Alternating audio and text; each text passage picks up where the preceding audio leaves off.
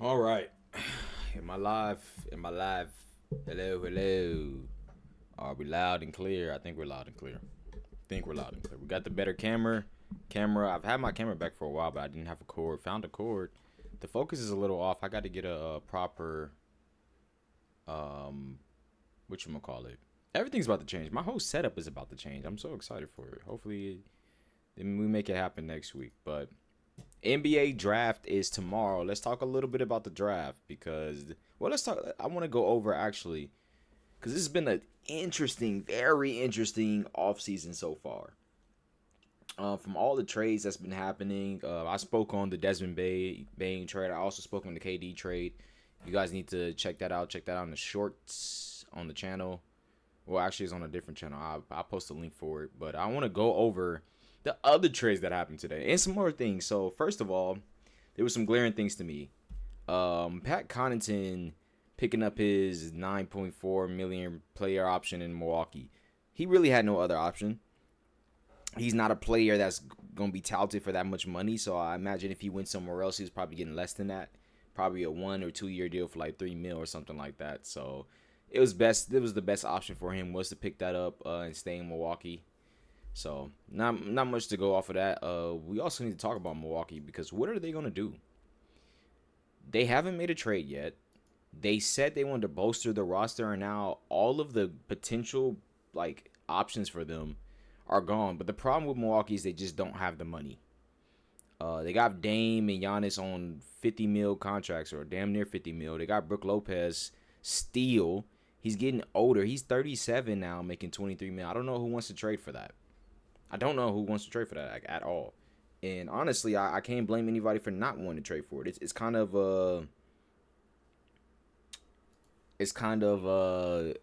tough. You got Bobby Portis now. I need to see Bobby Portis is 30 years old.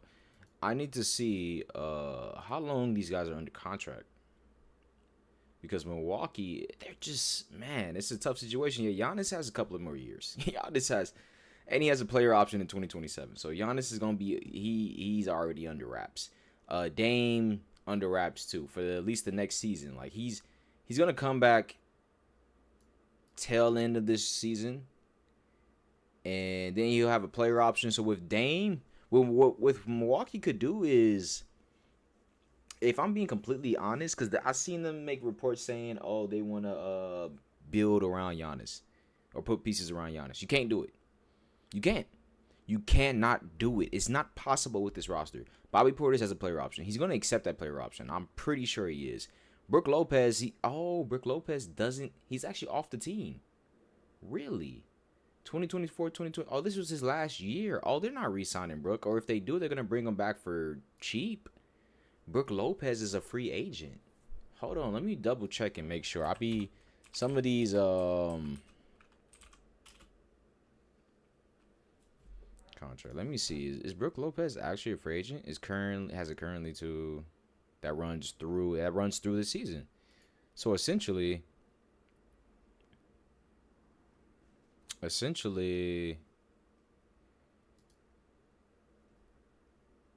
bruh, it says 2025. Yeah, essentially, Brook Lopez is gonna be a free agent this year. Okay, so or let me just look up actually NBA free agents in 2025 because it should tell you. Steven Adams just did a re-sign. Yeah, Brook Lopez. I just need to make sure that I was reading this correctly. So yeah, Brook Lopez will be a free agent. So that means that they clear up 23 mil. Problem is, I don't know what the salary cap is at. They can probably sign somebody for 20 mil. They got all these young guys right here on two-way contracts. They got Ryan Rollins on. He's going to be off the team. So legit under contract, they got 1, 2, 3, 4, 5, 6, 7, 8, 9 guys. 9 guys. One of them, Dame, he's untradeable because of his injury. Another one is Giannis. He's not untradeable. He's very tradable, but that's if they want to do it. Kuzma might be untradeable. Good thing is he got a front loaded contract, so he's gonna be making less money year by year. And how old is he by now? Kuzma, he came to the Lakers at 26 or something like that, so he should be almost 30. Kyle Kuzma. 29. Yeah, he's going into 30. They have no young guys. And that's been the problem with Milwaukee. They haven't drafted any talent and brought any like young talent at all. They haven't got any draft capital and got any young guys to come in and be the next ones up to help Giannis or Dame too. Like that they don't draft well. They've been making a bunch of random trades to try to win now because of the one chip they got to try to keep Giannis. Essentially is what's happening, I think, to try to keep him happy because you got Kevin Porter Jr.'s contract is going to expire. He did good. So that 1 year contract that they gave him was a fill out. I think they're going to re-sign him. They still got AJ Green over there, which is good for them. Andre Jackson Jr., I really just don't know what his role is on this team. Chris Livingston, don't know who that is. Tyler Smith, I think that's the one they drafted last year. So he's on his rookie deal. He'll be fine. And this team is just looking bad. Bobby Portis is on the player option. He might pick that up. If he doesn't, he has action to getting more. Now, Bobby Portis could say, hey, yo, pay me. Problem is, if he does that, they won't be able to get anybody. So, for Milwaukee, honestly, it is time to move on. You guys, it's not like you don't, it's not like you can't win. Like, maybe you can get a piece through a trade, but we'll have to see what the options are first. I mean, most of the players are kind of gone now. Like, shoot, maybe they could have picked up Jordan Poole to put with Giannis, because at least Giannis would have fixed any issues Jordan Poole had with the mishandling or the crazy attempt shots, because Giannis is going to get a rebound anyway or just go in an attack. But that's out the way now. So who knows what they're about to do. I think it's time for them to move on. Flip Giannis for some draft capital, man. Go get the number 2 pick in this draft. Pick Dylan Harper. Get it from the Spurs. Trade Giannis to the Spurs. Get the number 2 pick, and then just make do with what you got, man. Because at this point, you're not going to be able to compete anymore. You're not. You can't. I mean, with Giannis, you would think you have an option, and the East is very much wide open with Tatum being out, with Boston seamlessly blowing things up. I mean, they're actively, they're not shipping Jaylen Brown, but they're in talks. There are a lot of teams that are calling for him. Shams reported a couple of minutes ago, actually.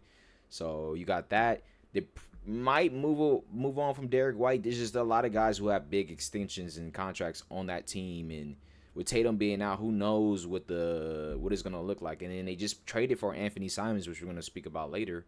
So I really don't know, man. I really don't know what Milwaukee can do. I just think it's time. Just flip Giannis. You won't have Dame for next year. He'll come in towards the tail end of next year, and by then he'll have a player option. He'll probably decline that. I mean, he's about to make $63 million in 2026, 2027.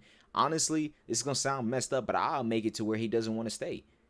Put a terrible roster around him so he don't want to. Well, no, that means he'll probably pick it up for his last year. Oof, that'd be tough. They're just in the hole, and they need to get themselves out of it. Trading for Kuzma was not it. I don't know who thought he was going to make the difference. He's not him.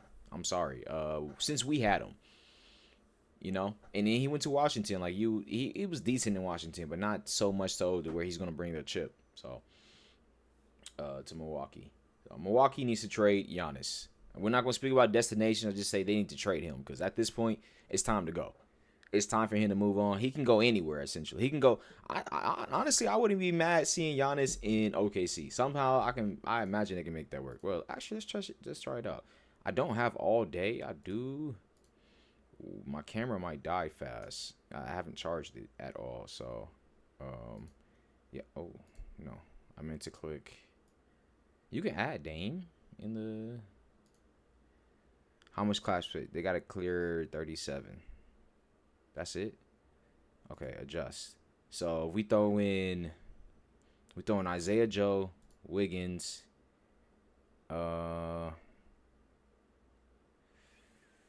J-Dub is about to get a extension, but you can't throw. I'm not throwing him in there. And Hardenstein. All right, so give us back. I mean, it worked. They could do something like that. Because then I'll give Milwaukee a big, and they'll give him some young guys, and boom, OKC will end up with Giannis Antetokounmpo. and they can just move Chet to the 5. So, it can happen. It can happen. Giannis can go many different places. So, I can see him getting traded this offseason. There's a lot of trades happening. So, let's continue, though. KD to the Rockets. I spoke on that before in the short. Not really going to go too much into detail about it again. The Wizards, Chris Middleton picked up his player option. Smart. He's getting older. Doesn't have many options as far as money-wise. It was best for him. He's probably just like, yo, I'm at the tail end of my career anyway. I probably don't want to go in there and force my way anywhere else. Let me pick up this money. The most money he's going to get. This is the last time he's going to get this amount of money. So he's going to take it, and he's going to be able to play. And then you got, the trade. Boston traded Drew Holiday to the Blazers for Anthony Simons and 2 future picks. It's crazy how the Blazers traded for Drew Holiday twice. It's just nuts. The first time they traded for him, I don't know why they released him. Could have just kept him. Like, putting Drew Holiday next to Scoot would have probably helped Scoot's career in a different way. Like, it would have made him, Drew Holiday would have gave him a lot of stuff. Like, that could have been a nice, because Scoot is sort of in that realm where it's like, he's not super athletic. Well, no, he is athletic. Similar size to Drew. I think Drew's is a little bit taller, though, because Scoot should be like 6'2". Drew is like 6'4", or something like that. He can train him to be a defender. He already moves quick, and he gets a lot of steals. So I don't see why they released him. But now they got him. They might keep him. I don't know. I haven't heard anything about them moving him yet. He is under a huge contract because he got the extension from Boston. So shout out to Boston for paying all their guys. Matisse Thybulle picked up his player option. This trade, the Pelicans trading C.J. McCollum and Kelly Olynyk and a future second-round pick to the Wizards for Jordan Poole, Saddiq Bey, and the number 40 pick. So, Jordan Poole, Zion, and DeJounte Murray. I don't know how that's going to work yet. Not sure if they're going to move somebody again. I don't know what the Pelicans are really doing right now, because when you look at their team, where is it? New Orleans? They got Zion under contract, right? They got DeJounte under contract. Moving off of CJ, now they have Jordan Poole, who should be under contract for how long? Jordan Poole, he legit has 2 years. He has 2 years, making how much? 31 mil? Oh, it's increasing every year. Oof. So Jordan Poole's gonna be making 31. Zion is making 39. DeJounte's making 30. They don't really, and then Trey Murphy's his rookie deal's ending, so that extension they gave him is gonna go into effect. They don't have space at all to sign, at all. There's no way you got 3 different guys on a 30 million deals, and you have another guy on a 25. They don't have space. So what they're gonna have to do is, I don't know if they consider this a winning team. I don't at all. You got Yves Messi, the rookie from last season, in his second year. I mean, I can't imagine him taking a crazy jump. And then the rest of these are team options. Like, they can pick up Elfrid Payton, but do you want to give him $3 million? He did. In the games he did play, he had like 20 assists and stuff like that. So he was going crazy, but at the same time, the whole team was down. So what do you really do with this squad? I think, honestly, that they're going to move DeJounte Murray. I don't think they keep him, because he's just worth too much money right now for the team, and I don't think they're ready to move on from Zion yet. They're going to give, I imagine they're giving Zion 1 more year. And then after next season, if he doesn't play more than 40 games, because this year he played 40 games, or 44 or something like that. If he doesn't play more than 44 games this year, I think they're going to move on and try to get some assets for him. Maybe they do it now, but it's like, why trade for Jordan Poole if you're going to go into a rebuild? And you don't get no picks in the process of it. So, but they got off of CJ McCollum. He's starting to get older, worth a lot of money.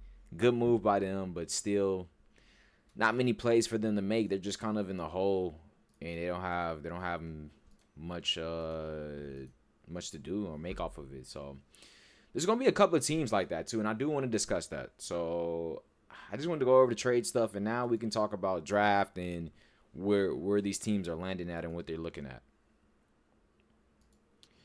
So we got the Mavericks. The Mavericks getting the number 1 pick was kind of crazy.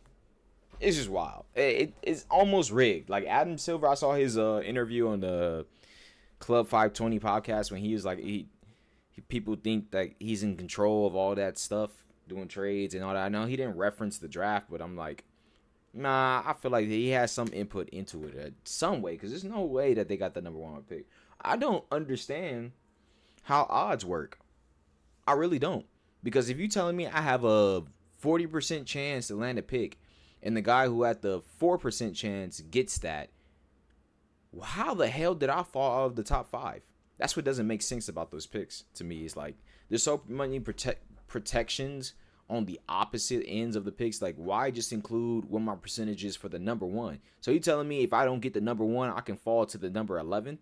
That's fucking stupid. Like, I had a 40% chance to get this one, and instead I just fall to the 6th because of that. Like, what? That don't make sense. I should at least get the 2nd if I didn't get the 1st.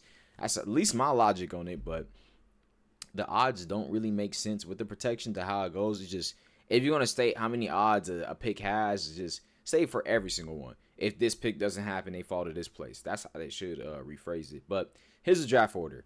Dallas Mavericks number 1, Spurs number 2, 76ers number 3, Hornets number 4, Utah number 5, Washington Wizards number 6, Pelicans number 7, Nets number 8, Raptors number 9, Houston number 10, Trailblazers number 11, Bulls 12, 13 to the Hawks, 14th to the Spurs, and I believe that is out of the lottery. That's the lottery right there. So the Spurs have 2 lottery picks. They also have an upwards trajectory of what their team is looking like right now. Now, I've seen a report that they're not trying to shop. They're aggressively when they're talking about the number 2 pick, they're looking for a major haul back for a superstar, and I don't blame them. They should have gotten to go get KD. I guess they didn't feel like they wanted to mortgage a lot of their future or defense, but I feel like De'Aaron Fox next to KD and Wemby would have been really nice. Now, maybe KD is not worth the number 2 pick. That's arguable, to be honest, but they did have the 14th pick too. Maybe we didn't. It's funny because in those reports, we only saw that Miami and Houston were the finalists, and what Miami was not willing to offer and what Houston was willing to offer. But we didn't see what the Spurs were willing to offer, so that's interesting to me. Now, this pick, the 10th pick, that's the pick that the Rockets just traded to Phoenix, right? I can't even see that. I think that's the pick that the Rockets just traded to Phoenix. So Phoenix has that number 10 pick instead.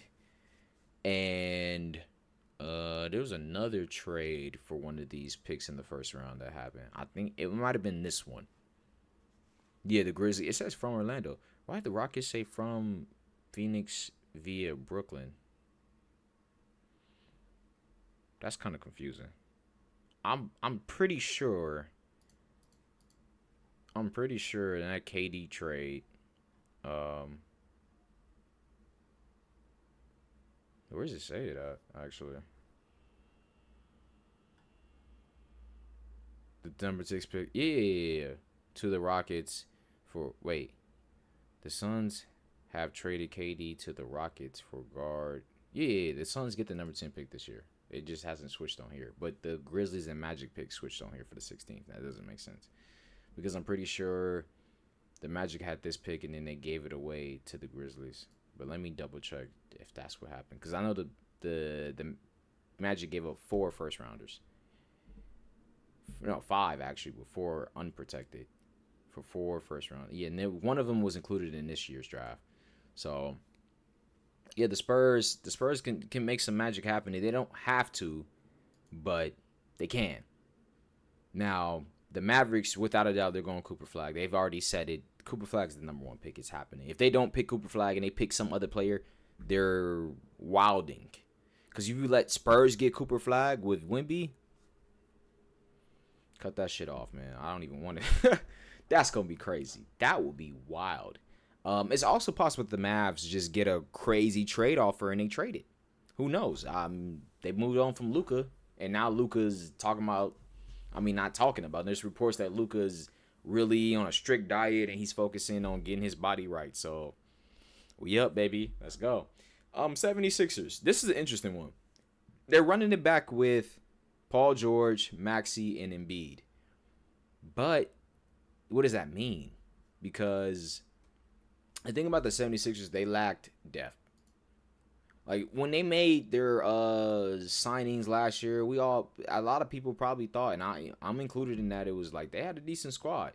They picked up Eric Gordon. Didn't really see much of him throughout the season. He wasn't whatever. Jared McCain popped off on the scene, but he got injured. So that was unfortunate for them. Quentin Grimes, he was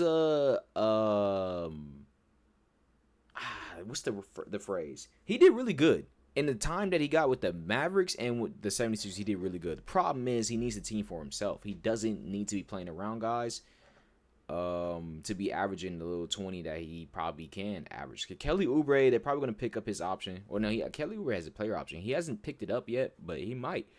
I would see. I think he should. It's just they need a backup big to relieve Joel Embiid of minutes. Can't be Drummond. Needs to be somebody else. So with this number 3 pick, I don't know who's available. That's the only thing. He can be a 6-man though, Grimes. He can. He can be a 6-man, but it all depends on who they pick. Because if we're going based off the logic of what's currently in the draft, there aren't any crazy centers. Right now, there's a lot of guards and forwards. And if they do that, they're probably bringing a guard off the bench. And now we're talking about Quentin Grimes being a 6-man, but you got what you call it? Jared McCain. Fingernails. Or nail polish. You got Jared McCain. Unless you start McCain and Maxey, but I think that ruins how they play. And plus, there's no defensive backcourt at all. They need somebody in there. They need a 2. I can see Philly picking up Dylan Harper or Ace Bailey or VJ Edgecombe. Who knows? I don't really know how teams are looking at Ace Bailey since he didn't want to do anything with them. They didn't want to talk to none of them or scout with them. Talking to them is kind of crazy.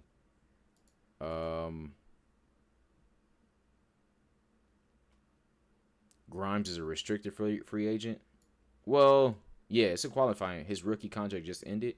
It's a qualifying offer. Yes. So yes, they can accept him on this qualifying offer and bring him back. So yes, he is restricted. Well, he's not restricted. I don't think if they deny the qualifying offer, he can go somewhere else. So that's how those works. But yeah, so he's here to stay, most likely. Eric Gordon, I imagine they just let him walk. Kyle Lowry, who knows if they bring him back. Yabusele, who knows? Like they need, and then they got Justin Edwards, who they picked up last year, undrafted. I just don't know what Philly's gonna do with this. I don't know if they're gonna trade for a vet, or they're gonna use this pick and have the young talent. The only issue is you have this young talent around Embiid and Paul George who have a window right now. Those two players have a window. They need to be out there. They need to win this year, and this is the year this is what makes the East so interesting. Is that Philly sticking together is good for them. They actually shouldn't break up because this is their best opportunity. Boston is out the way. They only have to worry about the Cavs and the Knicks, and the Cavs seem like they might implode because they're offering Darius Garland. That was the first time when I seen that report about they offered him for KD. That's when we knew, okay, they're actually putting him on the chopping block. So I can see Darius Garland getting traded this year. Or Jared Allen, either one. Because Donovan Mitchell is there to stay. Evan Mobley is there to stay. They're not moving off from them two. They're probably going to upgrade their point guard slot. Or, I don't know, they just need to fix something up with the team. They let him go because they can get Harper and already have Maxey and McCain. That too. They should go for a forward. Unfortunately, you don't know if Ace hiding something. Yeah, I don't know. With Ace Bailey, he's ruining some things right now. I don't know how that's gonna work. There's also some other guys here. I just don't know too many of these names. Like I've seen VJ Edgecombe's name. I've seen Trey Johnson's name before. I've never seen the rest of these guys. But number 4 pick, the Hornets. Let's see. The Hornets, Mark Williams, LaMelo. I said Mark Williams first because I'm thinking of bigs and who they can get rid of. Because they already tried to trade him, then they tried to take him. They did a whole thing, but The Hornet, the Atlanta Hawks have emerged as a potential suitor for Kristaps Porzingis. Let's talk about that, actually. Now that I got that notification, I want to speak on that. The Celtics are moving Porzingis. It's happening, regardless.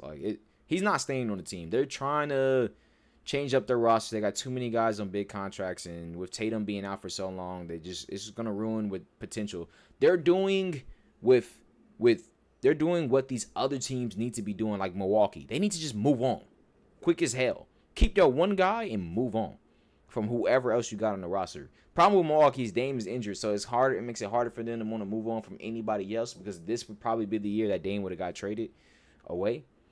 But yeah, with Drew Holiday getting traded, like, look at these contracts, bro. Porzingis is getting moved off. He's making $30 million. Hawks is interested. Hawks, I don't really know if I like Trae Young with Porzingis, though. I don't really know. The thing about the Hawks is they have a weird team because they have a piss poor bench. The great thing for them is they have Dyson Daniels under contract for barely any money, and I'm pretty sure this was his rookie deal. So they got him under contract for no money. He's probably going to get an extension next year. I can see this 10 mil being something more. That's probably going to jump to like 15 after next season. But you got Terrence Mann on his 15 mil every year, and that came from him getting an extension with the Clippers. Nobody wants him for that much money. I promise you they don't. It's just this team is... Caris LeVert is a free agent. Interesting. Okay. Clint Capella is a free agent now. That's going to be interesting too, where he can go. He's not going to get 22 mil, I don't think, but who knows? Who knows who's willing to offer that to him? Yeah, the Hawks would be interesting. Now, they can't, with Porzingis making 30 mil, they can't make that trade easy because they don't have these players under contract. So it either has to be a sign and trade, or you move Okongwu and Terrence Mann. Okongwu just did so well for you in the playoffs. It's kind of hard to trade him, but that does add to his value because he did well in the playoffs. And because Jalen Johnson is coming back, you have some leeway there. So it's possible that's the moves they make. What pick does the Hawks have in this draft? They also have a lottery pick, the 13th pick. So they can potentially move that for an upgrade in a specific position if they want to. Or they can go out and just get them another young guy. They're in the middle of a weird rebuild because they still have a star player on their roster. And the thing about the Hawks is if they don't trade Trae this year, they're liable to lose him. Because look at that. He has a player option in 2026, 2027. So this is actually his last year of his deal. Or until if he picks up the player option, he's nuts. Because Trae Young can go get this amount of money on any given team. I promise you. He's that good of a player. I don't know. Can y'all see that, actually? I don't know if it's big. It should be big enough. But Trae Young is a capable player to go get that amount of money on any given team. So I doubt he stays. Of course, he probably loves Atlanta, but at some point he's going to want to win. Trae Young is getting up there in age. He should be about 27 now. He was born in 98. Yeah, he's 27. He's 1 year older than me. Damn. 1 full year, too, because I was born in January 99. So, Trae Young, yeah, interesting for them. If they trade him, they're going into a full rebuild. If they don't, they risk losing him in the offseason unless he signs an extension. So they have to make a trade to want to keep him. But just trading for Porzingis is not going to cut it. Trae Young or Porzingis with Jalen Johnson and Reece Shea is not going to be, the championship team. They need pieces around them. If the Pacers or the OKC Thunder showed, you need additional players who can come off the bench and give them something. Give them something, especially the Pacers who play more like a team than anybody in the league.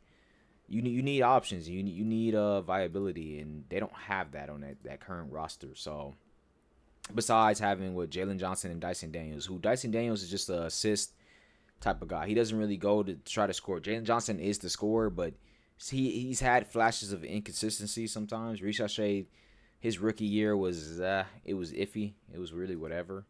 Sometimes you can feel his impact. Most of the time, you could on the floor to begin with. So the Hawks they got some work to do. I can see them making a trade for Trae Young this year, though. Now, where he can go, I imagine if they do the trade, Trae Young is have to be okay with it. And there's a couple of options for him. One, he's making, what is he making right now? Trae Young is making 45 mil next year. So if we go down the roster, not Boston. If I'm Trae and I want to win somewhere, where does he fit currently?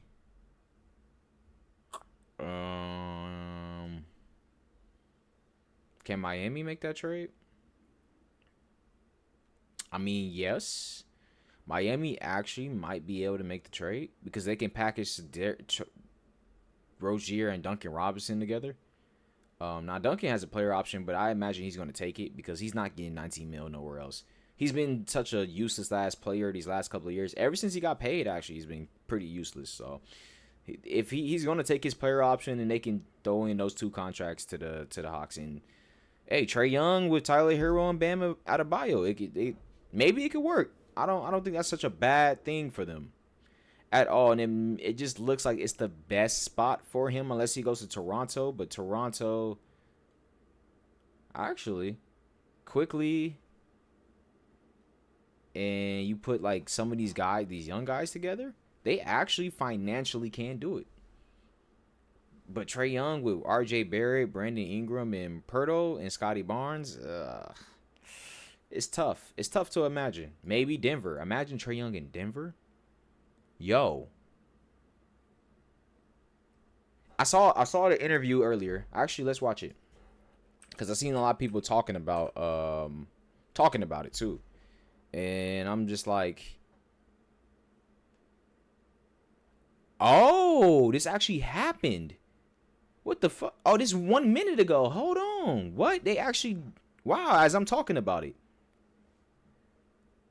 Atlanta, Brooklyn, and Celtics, of course, clearly because it's Porzingis, are finalizing a 3-team trade that sends Porzingis and a second-round pick to the Hawks for Terrence Mann. Like I said, who the hell wants him for that amount of money that he's... Wait, but who?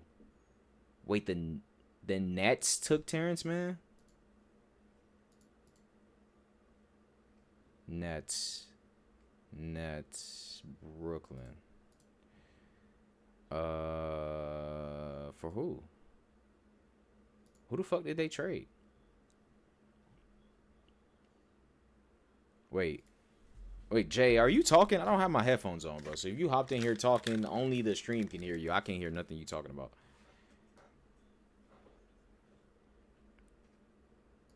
I heard you through my headset while I was sitting on the side. Yeah, this is not fully finalized. Cause nigga, y'all getting George Niang? What the fuck? Nah. I know salary caps, but damn, what? On me, on Kongwu was right there. I thought they had to trade on Kongwu. How did they just make that trade happen? Because Porzingis is making 30 mil. How much cap space did they have? See, this doesn't tell you cap space. That's the only problem.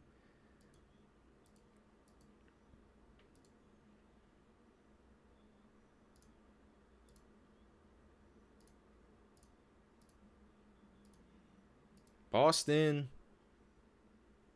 Brooklyn, and Atlanta. Yeah, now my phone is starting to blow up from it.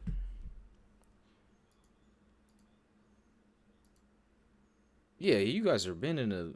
It wasn't even a question. When y'all gave those extensions, y'all didn't have no... Like, y'all... Yep. That's what it really dead ass was. It's like, hey, you get your money, you get your money, you get your money. We about to do a dynasty. I started looking at them ages like, oh, them niggas kind of old over there. What's going on? And it was see, that's what I'm missing in this trade though. Who the hell did the Nets trade?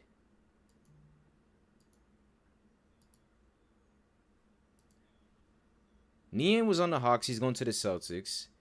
Terrence Mann was on the Hawks, and he's going to the Nets. Oh, the Hawks had a lot of cap room because they only 4 mil is all they need to cut. So there's probably another player included in that. Opportunistic acquisitions while the Celtics are now out of salary cap sacred apron. Oh, you guys did right for yourselves. There's probably some things in there contract wise, like money and stuff, because I was watching it. Adam Silver was talking about how the trades will work. There's a bunch of lawyers who actually go through the money and the stuff to make sure that these are possible. So this is a possible trade. We just can't see as far as to why. Even ESPN trade can't even make this shit work right now. How are the Nets in the... They should have a bunch of money. Why don't they? I don't know. Y'all getting George Niang is kind of nasty. Though. So I can see... Are y'all going for a full rebuild and just saying fuck it when Tatum come back? That'd be crazy. Well, that changes up everything. Because I was thinking that doesn't move the needle. Now they're not going to want to trade Trae Young. But they're doing this as a play on to just... They have to keep him this year. He's not going to sign off of that, though. I don't think he is. And Porzingis only has this 1 year. So what they're going to do? Give Porzingis an extension? Nah. I still think Trae Young should go. And I think Denver should do it. I think Denver should do it. Let me... I was trying to find the video of the owner speaking on trading Jokic. Now, a lot of people are... I'm really excited to pair these two guys together because I think they have really complementary skill sets. They're going to serve this organization incredibly. That's not going through the right headset, but it's okay. I don't have the damn...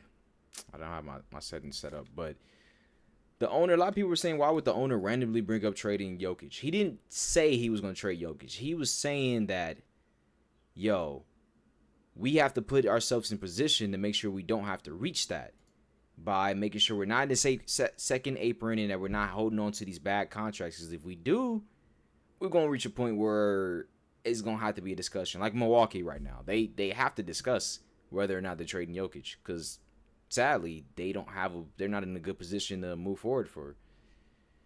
Yeah,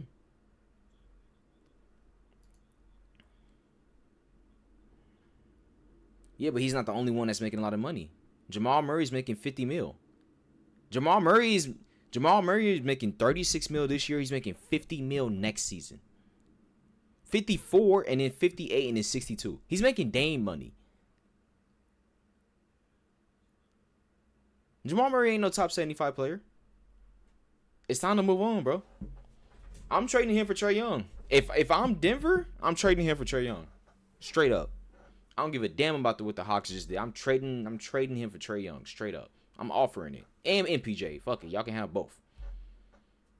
Give us Trae and some boo-boo. It don't even matter. That's what I'm doing. If I'm Denver. I have to move on from him. Because it's time. This is the year to do this type of stuff, though. You see all these trades. Everybody's just like, yo, these contracts, we got to move on from these players. It doesn't look bad. No. Yes, bro. Trae Young and Jokic? Come on, bro. Come on. Yes. Bro, Trae Young and Jokic...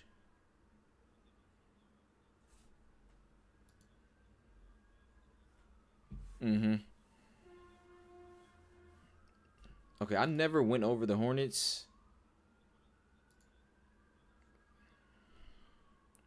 They do.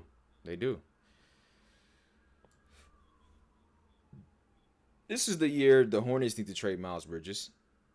He beat that. Well, he didn't beat the allegations.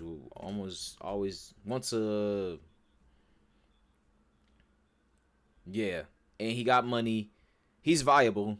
Some teams can pick him up.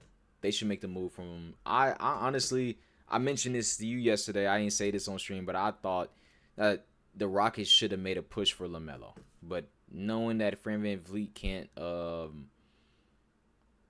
they have to do a signing trade, it probably won't work out because I don't think he's gonna sign off to be like, let me go to. It just changed. Nah, it didn't change on stream. It changed in Discord. It sounded like. I just got a notification that was weird. Oh no, my camera died. Yeah, see, when I go back to using the old camera, it dies immediately. I need to get that shit a battery pack for real. And just change it as I go. But this camera overheats too, so. Look at that. Look at the difference. The quality difference. So sad.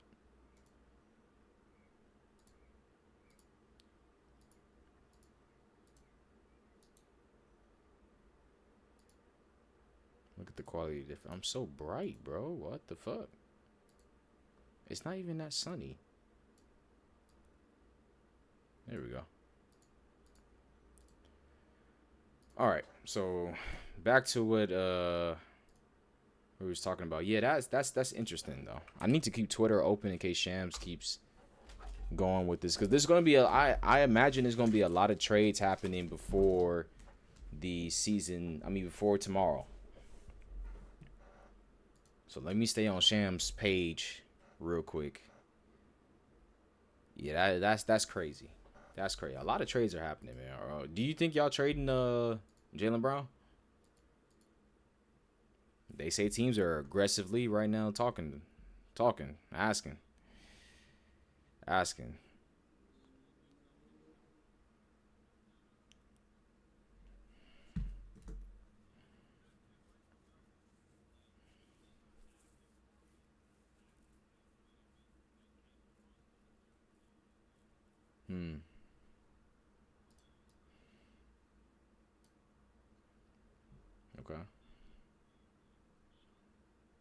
Okay. All right. What are the Hornets gonna do with this pick? The Hornets have the number 4 pick. They honestly have a lot of young talent. They're in a position to where they can be looking at themselves like OKC. They can have LaMelo take that next step to be on the type of talent. Brandon Miller can take that next. He got a future. He got a bright future. They have a bright future. They just need to position themselves with enough guys to help with that. Now, I think with this number 4 pick, I don't know who's available at that slot for that. Personally, they need a forward or a center. They just need bigger bodies. Another 6'7" guy. They got Grant Williams, but he ain't really pushing the needle. T-John Saloons, I don't know. His impact on the team last year was really whatever. They traded for Nurkic last season. Don't really get that shit. Now he making 19 mil, damn near untradeable. Well, yeah, he okay. Trey Mann is coming back, and he's on the qualifying, so they still got him for that. I mean, they got guys under contract. They just need to decide whether or not are they still slowly rebuilding, because the East is kind of open. They can possibly move some pieces and trade up for something. They got the number 4 pick and guys on 13+ mil contracts. You actually can combine those to get something decent back when you think about it. I don't know who particular, but if you can move Miles Bridges for what's another forward right now that seems like he could be out of a team.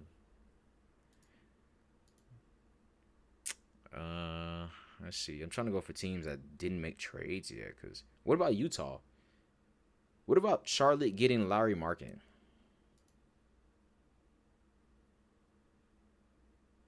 Because I think Utah trades Lauri Markkanen. He's making 42 mil. He's making 46 mil next year, and he's the biggest on the highest paid on their roster. John Collins, especially if John Collins picks up that player option, I think they move off from Lauri Markkanen because he's not working, and they seem like they want to be rebuilding anyway. They're nowhere near contending. They have a ton of cap space. After his first year, yeah. Or second year. After they paid him and then he was kind of trash, it was like, yeah. But they still got Keontae George on his rookie deal. They got Taylor Hendrick on a rookie deal. Cody Williams, he just drafted him. Jordan Clarkson still under contract for 14 mil. Sexton, 18 mil. Collier on the rookie deal. Yep. Filipowski, they just drafted. They have a bunch of guys on their rookie deals. It is time because they weren't able to shop John Collins. He started playing well. He had trade value at that point. Should have moved him then. Didn't. You still got big man Walker Kessler on his rookie deal as well. Move on from Larry Marketing. It's time. It is time to trade him. That's the biggest contract. You don't want to put yourself in a situation where you hold, because Larry Marketing is not going to get better from here on out. He can be decent, averaging 20 a season, but he's not about to explode to 28. He's not. He was born in 97. He's older than fucking Trae Young. He's 28 now. Like, he didn't show it last year. Yes. Last year would have been his year. If Larry Marketing went out averaging like 24 last season, I would have a different conversation. But he didn't. And so you can't keep him. So I see Utah moving him to Charlotte for that number 4 pick. And if not, because they got the number 5 pick too. If not, I still see them trading him. They can move him to wherever. Minnesota does need to upgrade. He has a player option though, so he can choose to take it. Same thing with Naz Reid, but Naz Reid made a comment like free agency, the money gonna be there. So I think Naz Reid is gonna decline his player option to see where he can get some back money from. And to be completely honest, he can go get some money somewhere. He can get more than 15 mil somewhere. Best believe he can. He'd be a decent pickup. Naz Reid can go to the Warriors. He'll fit right in with them. Yeah. Or Celtics. I mean, the Warriors still got to move Jonathan Kuminga too. They are also got to do that. So there's a lot of stuff that can happen this year, man. There's still a lot of moves to be made. Because realistically, if we're looking at the standings, right? Of just last year. Cleveland, they're going to be relatively still where they're at. Boston is 50-50 on how that's going to work. New York, I'm not even going to cap. I think New York are trading OG. It's not working. Him and Mikal Bridges seem like a defensive core. They can't guard shit out there. They can't guard shit. It's abysmal. Nah.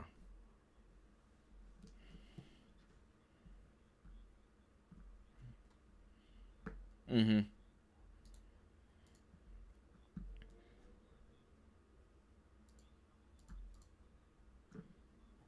Yeah. Now, the team that said they weren't doing anything is Detroit. I really think Detroit should make some moves. Tim Hardaway he's a free agent. He's a free agent. They don't have to worry about him. Toby is on his last year, though. You don't want to re-sign him. He did good for y'all. You don't want to re-sign him. So you can move him or sign somebody else. You got Isaiah Stewart still on there. Keep him. He's an enforcer. Let him elbow niggas in the face all day. Let that rock out. Schroeder off the roster. Malik Beasley, he might get a pay. Actually, no, he's going to get a pay. They're going to bring him back. They got the bird. They don't have bird rights, but they bring him back.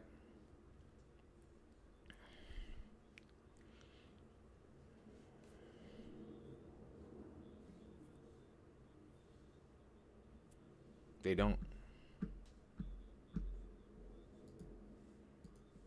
Mm-hmm. Yeah. Trade Jaden Ivey. But I think, I'm starting to think too, like Jaden Ivey is only valued at a team like Brooklyn or something like that. He doesn't really have value on a contender right now. Like there's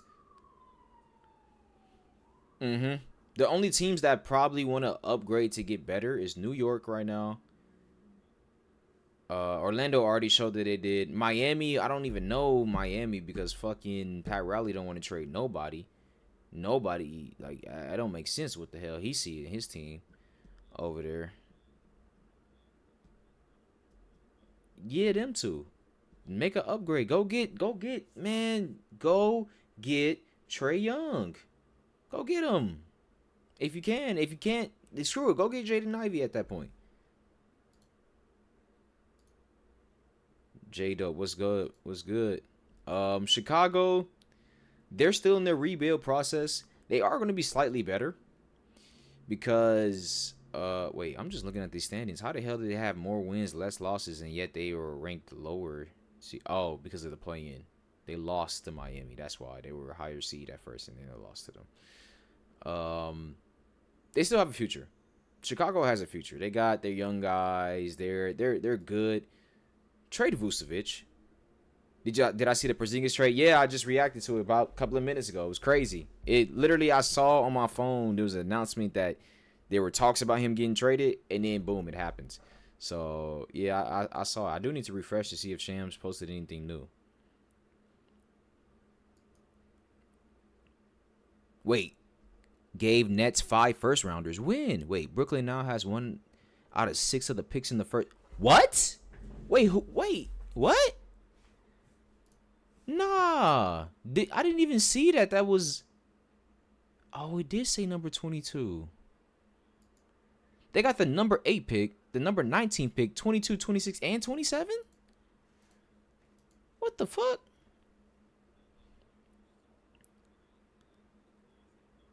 Wait. Oh, so the Hawks are keeping their 13th pick. Oh, the Hawks are not trading their 13th pick. That's your team? Oh, you lucky bastard. Y'all ain't doing shit with that. Y'all ain't doing shit with that. Hold on. Let me see y'all roster. What y'all got? Bro, y'all don't have anything to offer. D'Lo's a free agent? That's interesting. Y'all still got Cam Thomas on the rookie deal. So you can give him an extension, which is going to be good. You wrap him up. Don't let him go. You'd be stupid to let him go. You got Noah Clowney still. He's decent. Derek Whitehead, I don't even know if he plays that many minutes. Keon Johnson, he did okay. I think that's a team option, though. So pick up Keon Johnson on the team option. Just fill up your roster with these spots. But who are y'all? Hey, don't talk about my team. I know we suck, but we have a promising future. I mean, I don't know if it's promising, but you got a future. You got a future. I don't know how promising it is right now, though. Because even with all that draft capital, you're just about to go out and get a lot of rookies this season. Your team gonna be looking like a G League team. Just nothing but rookies in Chuck. Yeah. Yeah, that's basically what it is. Like, y'all gonna... I can imagine, though, y'all can package it up. I meant the next 5 years with draft picks. Oh, yeah. Y'all got mad picks, though. Like, I think next year, y'all have 2 first rounders. And they're projected to be lottery picks, too, which is kind of crazy. Because y'all traded Houston back for those picks.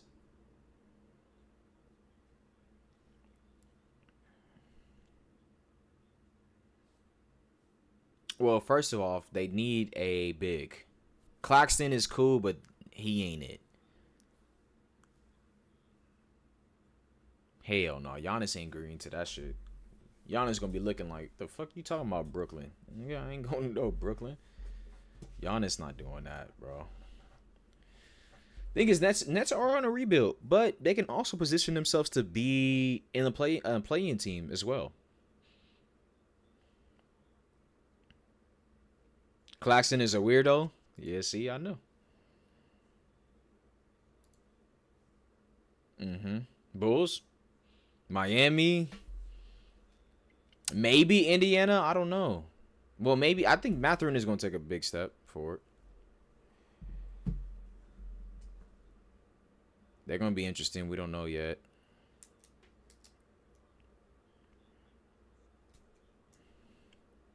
Me either.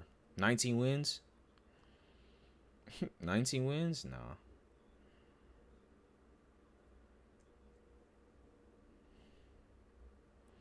Yeah, it's gonna be interesting.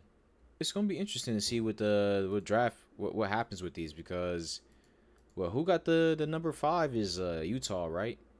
Utah needs to trade that pick, man. Or no, actually keep it.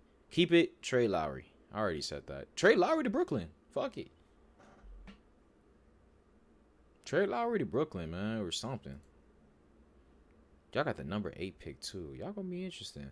The Pelicans got the number 7 pick. Do you think they're gonna keep that?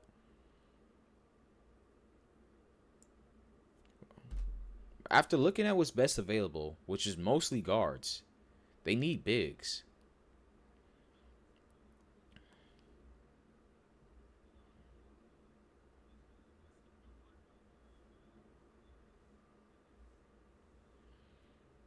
I've seen these names a lot, but I already know in this draft class because of 2K mainly, there's mostly guards in this draft class. That's why I'm like, whoever needs a big, this draft class isn't that good for you in the lottery. So I'm like a team like the Pelicans. I mean, if you're just gonna bet on Yivis to be your big, you need to make a change in that, and not just picking up another 16 guy. I honestly think they should move Zion to the 3. That's what I think. I don't think they should have him at the 4. It would be interesting to see some draft day trades on the clock. Yeah, I'm excited. I'm mad that I work tomorrow, so I'm not gonna miss the draft. I'm gonna be watching the draft at home, but I'm not gonna be able to react live, which kind of sucks. But I do want to see that the draft happen tomorrow. You got Raptors number 9. They're probably keeping that. Washington is, what is their roster right now? Do they still have Marcus Smart? Is he under contract? Middleton picked up that player option. They traded Poole away for CJ McCollum, who's making what, 50 foot something mil? New Orleans, CJ's making 30. Okay. So they got Middleton and CJ for 30 mil. They're putting vets around. They still got Marcus Smart under contract. They're putting vets around their young core. Bilal still on his rookie deal. We got Sarr. Rashawn Holmes making 13. That's a trade piece. Corey Kispert is still on the team. And they're young guys, the Kaishan George, Bub, and Justin Champagne or they. The Wizards have some upside. I would say as a Wizards fan, you should be looking forward to the future, because I don't see 18 wins coming out from this team anymore. I think they at least hit the 20 win mark next year. I don't think they're that good. They definitely need to upgrade at the center spot. But like we keep saying, there's not many good centers where I work at. I work at a movie theater. I didn't realize that they gave up. Damn. They got 6 picks in the first round. They have 6 fucking picks in the first round this year, Jay. The Nets. That's just crazy. They're trading some of those pieces. Matter of fact, give us one. We need a pick.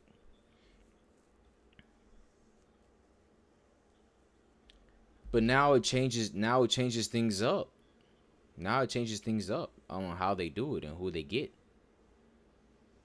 Because I imagine a team like Milwaukee's going to want to make a trade. They have like, if you just look at who has first round picks this year, Lakers don't have none. But we don't have much to trade. We can offer Rui. But getting off like, I just don't see who we're going to get in exchange for that. You got Milwaukee. Milwaukee could try to, like, trade Tarian. Is he still on the contract? No, he's not. Damn. Milwaukee ain't got shit to offer. It's going to be tough. You don't get why the Pelicans and Wizards made a trade with each other. It's a salary dump. Pelicans want to move off of CJ. He's making a lot, and he's old. He's only getting older. He doesn't really help the team out too much. The Wizards, they want to move away from Jordan Poole because it didn't work. They paid him that money. It didn't work. Time to get off. And I think because CJ's he's on his last year of his deal, that they're gonna be fine in the future. Like, the Wizards are doing this specifically for a future. They don't give a damn about what's happening this year. They probably not next year, but in the future they're gonna be good. They're gonna be all right.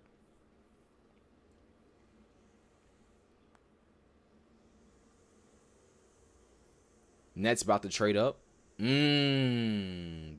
they already got the number 8 pick. What the hell they trading up for? Okay, if they trade up, all right, no.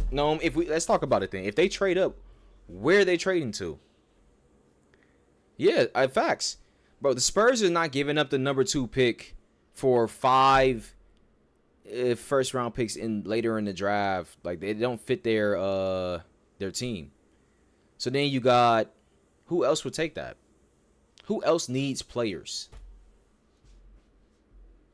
Maybe Philly or Hornets because of Ace Bailey not willing to play. Yeah, but Philly can still get like VJ Edgecombe, which still be good. Philly has their core. That's what all they care about. Any pick that Philly makes right now in the top 3 is to only benefit their future with Maxey. That's it. That's once the Paul George and the Embiid shit don't work. That's the only time that this pick is gonna make sense for them. The Ace Bailey is not. Even if they draft Ace Bailey, he's not for now. He's for 3 years from now.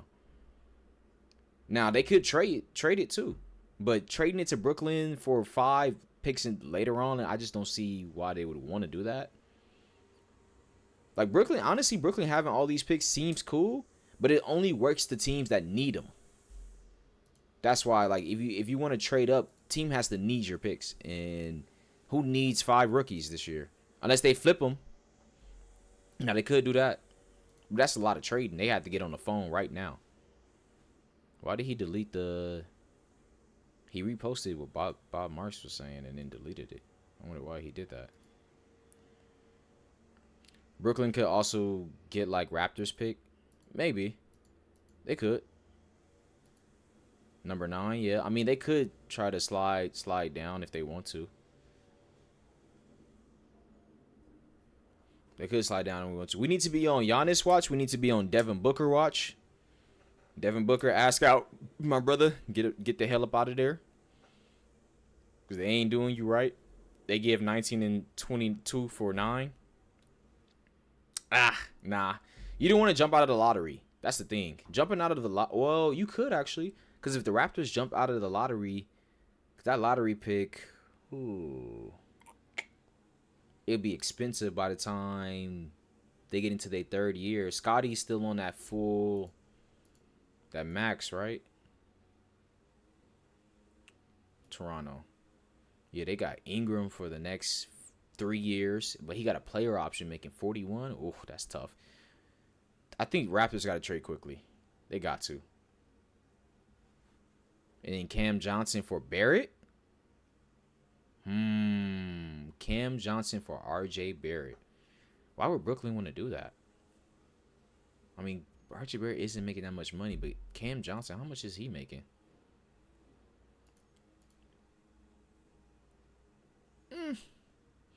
I just don't see it. Like, those are 2 teams. We're talking about 2 teams that don't really push the needle.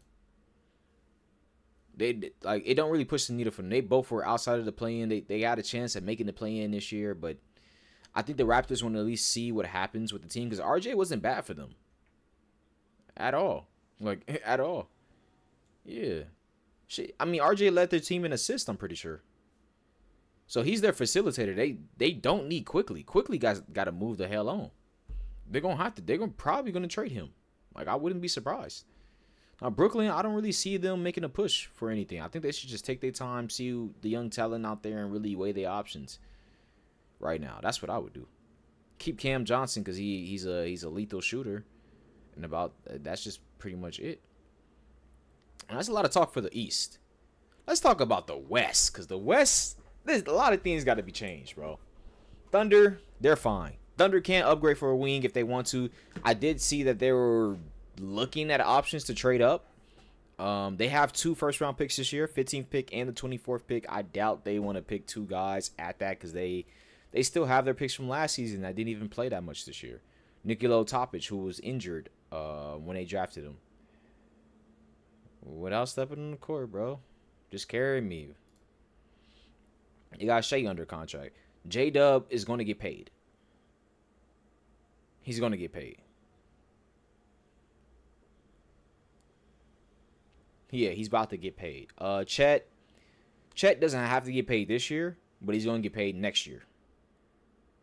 Hardenstein, they have a team option for him. I imagine if they don't win next year, they probably trade him.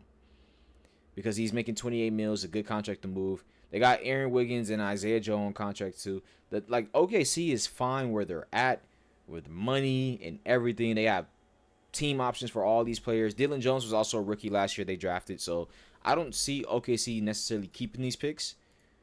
They probably use them 2 picks plus Isaiah Joe or Wiggins to upgrade and the wing spot because they need a better wing.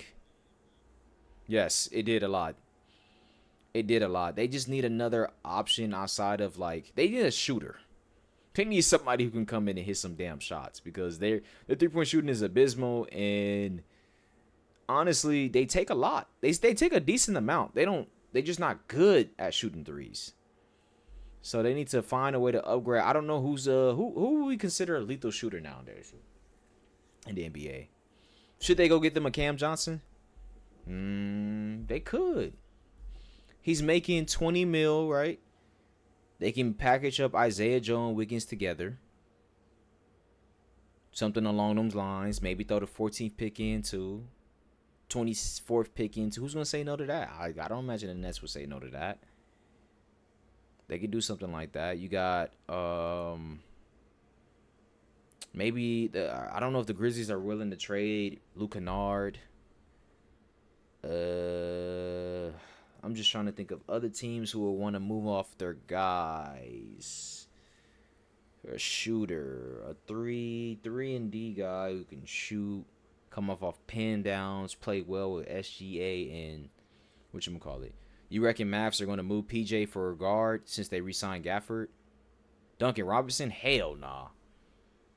Duncan Robinson ain't been able to shoot since he got paid. Hell nah. Duncan Robinson, that's out. That motherfucker can't shoot to save his life anymore. Miami got to figure out a way to get rid of him for real.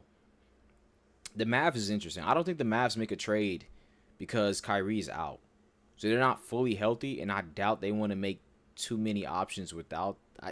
It's kind of weird. With them getting the number 1 pick, you just don't know how to see the team now. You don't. They don't have a guard. They're going with Cooper Flag, so they're going super big in the paint. To be completely honest, AD, Gafford, and Lively looked horrible, in my perspective. Because AD went over there bitching about, oh, I want to play at the 5. And I want to play at the 4. And they had his ass at the 5 a lot. Actually. Like, there was times where I seen Gafford and Lively sitting on the bench together, not even injured, just sitting there. While AD was playing the 5. So it didn't really, it's really, like, I don't really see where they go from it. Because they lost Luka. They don't have a point guard anymore to make Lively and Gafford look good. They just counting on their athleticism and their defensiveness. But the problem is J. Kidd has Gafford coming off the bench most of the time. Lively is starting, but he doesn't offer anything offensively. He can't shoot. Neither one of them can shoot, actually. They can't space the floor. Huh? Yeah, without someone throwing it up. Like, they can't. Gafford, he tries to attack sometimes, but they're just pick and roll guys. They don't space well. And right now, Dallas doesn't have a point guard, and they need a point guard. They can't just be using Najee Marshall as their point guard. They need somebody else. So with Dallas, maybe they trade PJ. It's not a bad option. They could move PJ, but I don't know what point guard is out there that's worth 14 mil. That can give them a decent upgrade. And because they gave Gafford that extension, it's kind of hard for them to I don't even know what money they have since they gave Gafford that extension. Matter of fact, is how much did they give him? Was it 60? Center intends to sign a 3-year. Yeah, nigga, that's 60. Yo. So this whole 0-0-0, that changes to 20s. So in 2026, wait, if they did that, I wonder if Kyrie said I'm re-signing with y'all niggas. Or do they plan on moving AD? Because there's no way you re-sign Gafford and you know you have to draft Cooper Flag with AD. Kyrie still hasn't accepted his player option yet. You got Clay, who is going to have a player option that year too. Who? Oh, you're right. OKC. They could get Clay. OKC with Clay? Actually, yeah, that's not that bad. Hold on. And he want to win chips, right? Yeah.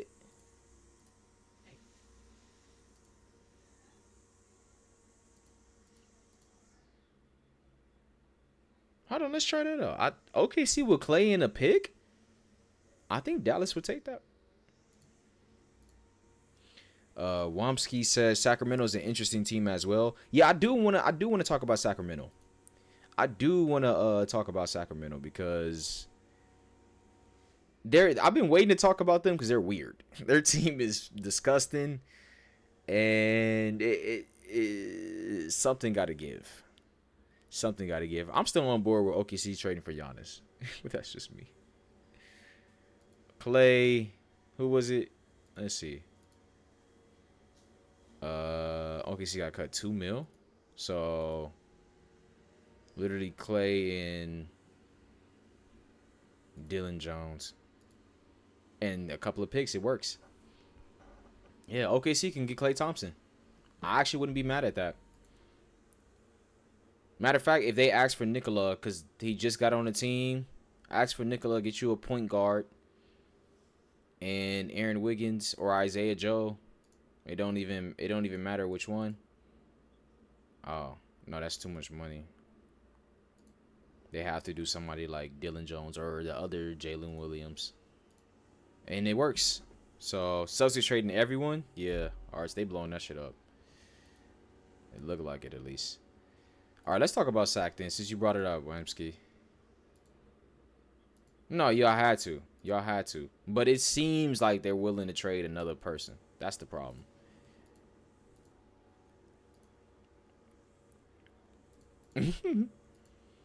The Kings. Yeah. Wait, where's my water right here?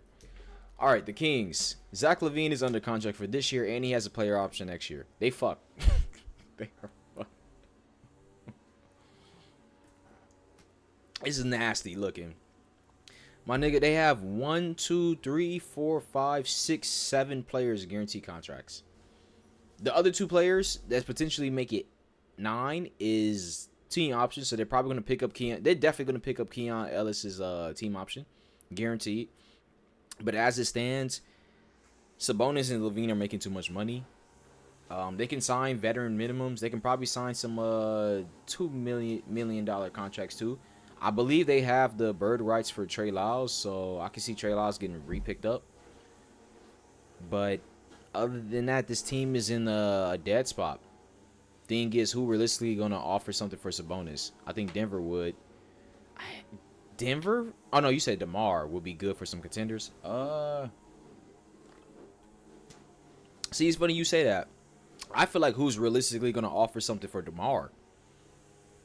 Because DeMar's a hooper. He's averaging 20 plus. We get it. But he's on a decline. And what contenders, like, if you really think about it, because you're saying contenders, what contenders would make that move? We just talk about the current ones right now. Dallas ain't trading for DeMar. Memphis ain't trading for DeMar. They're not even contenders no more. Spurs, they're not retrading for DeMar. Nuggets for MPJ. See, we talked about MPJ getting traded earlier. Wait, Shooter. OKC? MPJ? Would he work? Yeah, he works. I just don't think the Nuggets would want DeMar. That's the difference. I don't think Nuggets would want DeMar.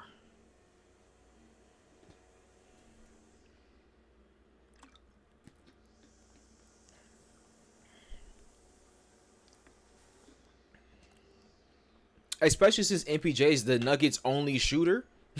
Literally, well, Aaron Gordon turned himself into a 3-point shooter, but he's their only shooter. Yeah, they got to get somebody else who could shoot. I already said who I think the Nuggets should trade. The Nuggets should trade Jamal Murray for Trae Young. That's me.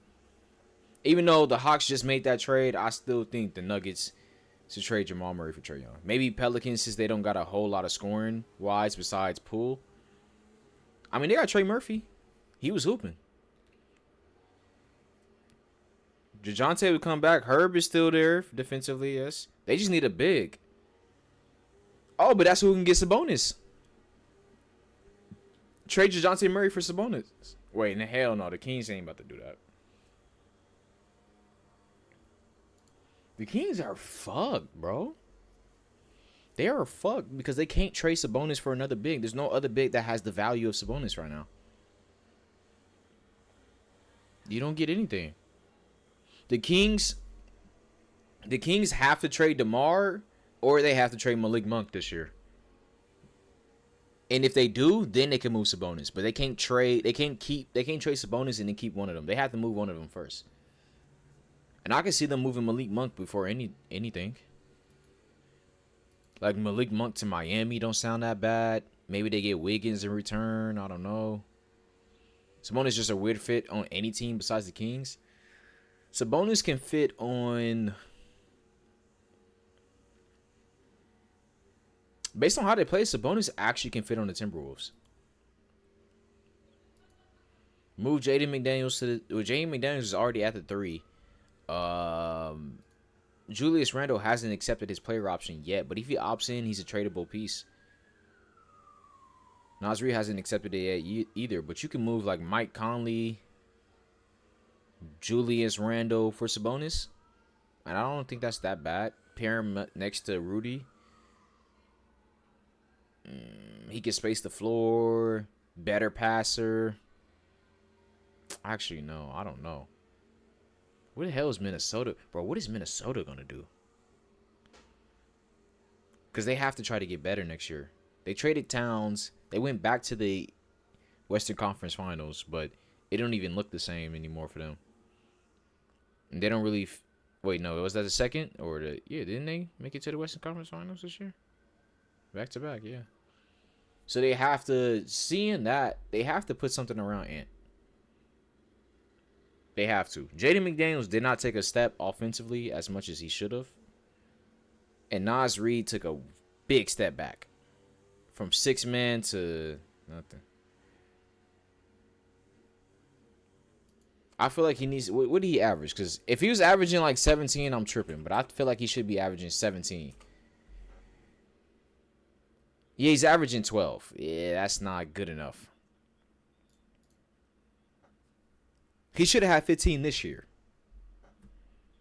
With Towns getting traded, he should have had 15 this year.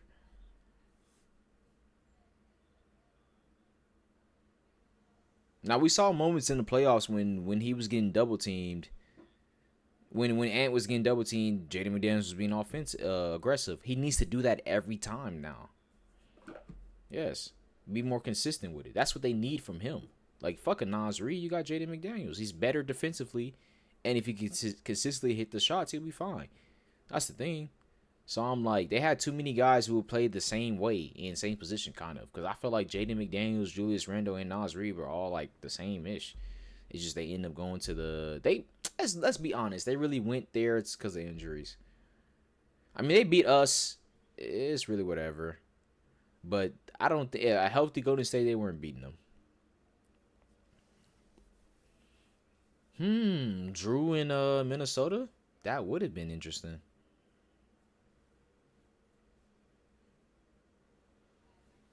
Drew in Minnesota, like, that would make them such a defensive, crazy team.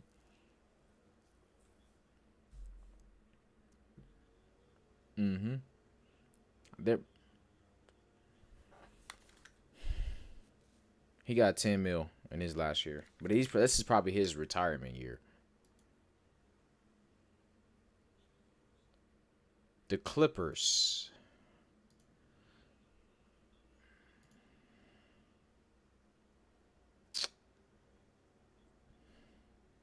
They did trade for Bogut halfway in the season, huh? They got Chris Dunn for good value. Batum has a player option. Honestly, I feel like, yeah, just a big. Go get another big. Drew Eubanks is not it. Just need help for Zoo. Zoo's on the Clippers need shooters. They got shooters. They got Norm and Bogdan. Yeah, and then Derrick Jones has turned himself into a shooter. They really need an extra big. Actually, it was a 1-year deal. They got the they had the exposer, the freak ass nigga. Yeah. Maybe Sharp from the Nets. Sharp. No. I know what you're talking about. I think that's his name. But is he a shooter? He is. They run Sharp. I'm pretty sure is a forward. Well, but he's not a center though. If anything, I think they want. Well, let me see, because he should be like 6. No, he's 6'11". I'm tripping. I think if anything, go Noah Clowney. He's better. Offensively, at least. Vucevic? But that makes their team too old. I think the problem with the Clippers right now is that they're experiencing a team that can get real, like, they can get old. Kawhi's already old, making $50 million. Damn. Harden got a player option, but he's probably going to pick that shit up.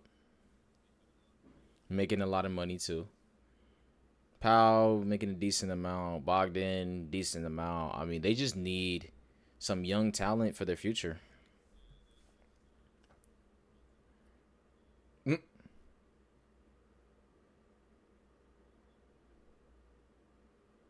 I can see them. If they don't win it this year, Kawhi's getting traded.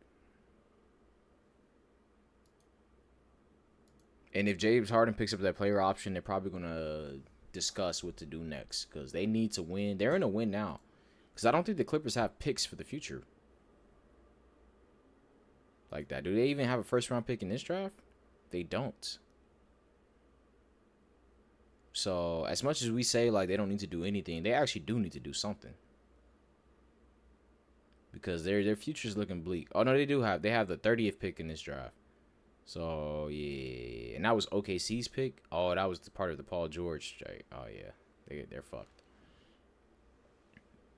They're fucked. They need to make something happen. I don't want to discuss the Lakers at any point today. I don't know what we need to do, but we need to do something. Memphis also crazy now. They have so many picks. Feel like they just gonna now. Feel like they need to get someone on the team. Yeah, but Memphis is in a rebuild. Their team is ass. The team is ass. Like, keep it a buck. When you look at it, they already have the change. Ja Morant, Jaren Jackson Jr., KCP, and Cole Anthony. Those are their highest paid players on their roster.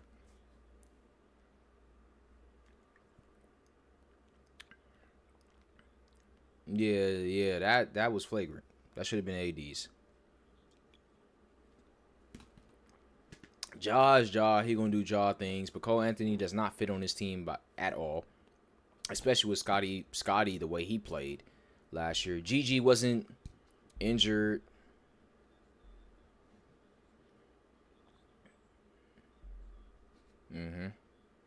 Brandon Clark is gonna be coming back, but I honestly think Brandon Clark is overhyped now. Like, people kept talking about him, but he came back. He just feels weird that they're rebuilding. You technically can rebuild with young stars. You technically can. I think the issue was they peaked very early. They were a playoff team in Ja's second year. He was in MVP conversations in his second year. The issue then is that they didn't make a big trade, because the Grizzlies, everybody treated the Grizzlies like they were OKC right now. And they lost to Steph and the Warriors. Then Ja started putting the blicks out. He got suspended, and that fucked up their whole trajectory. So now they're in a position to where we can't come back from it, because no matter what, we can't get to that same amount of play that we had. Our team isn't consistent. We just fired the coach, too. And the guys are gone. They keep getting injured. and we owe him too much. We owe him too much money now. So it gets a little weird. I mean, with KCP under contract for 21 mil, it seems like they're just tanking, or maybe they can offer something else. They got a bunch of draft capital now, so we'll see in the future. Okay, see Mike looking to Jordan Clarkson. Now that you think about it, Jordan Clarkson on that team, I think he has the role of Caruso a little too. Like they play similar roles. Clarkson has turned himself to a shooter, though. I would say that. Luke Kennard is actually a free agent. I didn't realize that. GG Jackson still on the team. Yeah, they're in a rebuild. It's weird looking at the Grizzlies though. I don't really see any potential there for their team by any means. I do think the Spurs should upgrade. KCP had one job and he didn't do it in Orlando. Yeah, that might have been his worst year ever in his career. That shit was terrible. De'Aaron Fox is going to get re-signed on this contract. He got 1 year deal left, but they're probably going to pick that shit up. But they need to move on from Harrison Barnes before that contract expires. 19 mil, go get you another player. And then sign that player to an extension. It's going to be worth it. Because right now, they're not in a good spot. Like the Spurs are, if you look at the Spurs, they have potential to actually compete for the play-in this year. With a full healthy roster, they're going to compete for the play-in. But to give themselves a better chance, I do think they should upgrade somebody on here. You can move Harrison Barnes or you can move Keldon Johnson. Either way. You would even consider letting flip Fox if Castle was that guy with Harper. I'm not mad at that. I do think it's kind of unfair to De'Aaron Fox because, like, De'Aaron Fox got put in such a bad position. Because if you would have said, like, last year, De'Aaron Fox or Wemby, sounds great. But now they got the number 2 pick, so they're potentially getting a guy that can play at a kind of close position. Yep. They would have not had to do that. Then they got Castle. Castle's hooping. De'Aaron Fox is being put in a position to where it's like, damn, it's not that he doesn't fit the team or that he's not good for the team, but there's so many options they have right now to where it's like you can be moved, and it sucks. It sucks because I do want to see De'Aaron Fox and Wemby consistently. With the games that we saw them, they were doing good. They were doing really fucking good. So I don't know, man. The Spurs are gonna be interesting. I want to see what they could do with that. Actually, let's talk about the Lakers. Let me talk about my team. Let me get all this shit off my chest. Bron, stop posting videos with the whole "Am I gonna retire?" That shit is weird, bro. It's funny because I be watching some of the Bron interviews. At first, I didn't used to be a Bron fan. I watch his interviews now. You seem like a cool ass nigga. I'm not even gonna lie. You seem like an actual nigga too. Like you don't seem like some weirdo. Why you keep doing this corny shit, bro? That shit corny. I promise you this. Laker fans are not happy when you doing that. When you posting videos, when you making these little clips of, oh, am I going to retire? No. First of all, decline the player option. Take less money. Help us out. I know you feeling like, oh, if Rob, they don't want to sign, they don't want to do this, they don't want to do that. I don't want to pick up that. I just want the bag. Let that go, bro. Let it go. It's Luka team now. Do what's best for Luka. Take less money. Let's go get a real big out there. And do what's best with Luka. Look, we got Vando for the next 4 years. We're trading that nigga, bro. For real. We're not keeping Jared Vanderbilt for another season. It's not happening. He can't even take layups properly. It's over for that. Over. He's gone. We got Lemon Daddy. Lemon Daddy gonna stay. Rui, he might have to get flipped for somebody too. And we got our shooters, and we got your son, bro. You can take less money. You want to play with Bronny? We still waiting on the D-Wade. We still waiting on the LeBron, the lob. We still waiting on that. We waiting on that picture, bro. You gonna get that. Just take less money.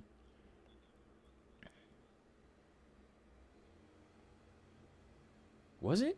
Wasn't that a lob? Did he throw it off the backboard? He threw it off the backboard, right? That shit the same.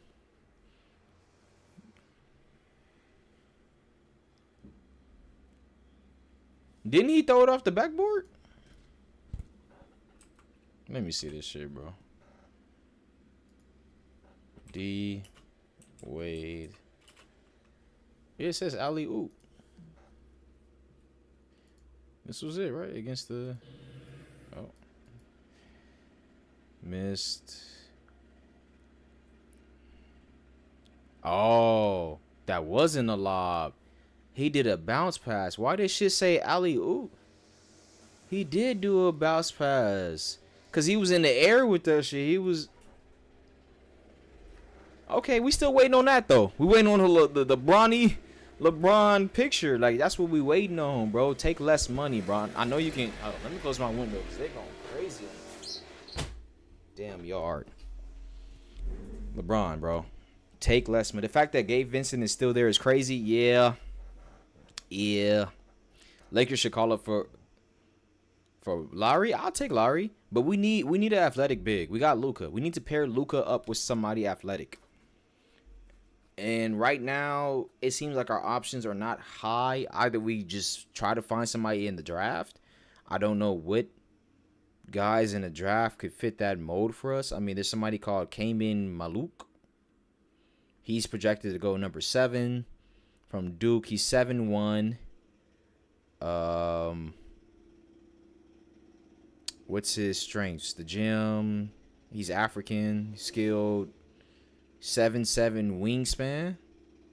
I mean, shit. As long as he can dunk the ball, we can take him. It's options. Let's Lakers go package. Go make a package. Go get a pick this year.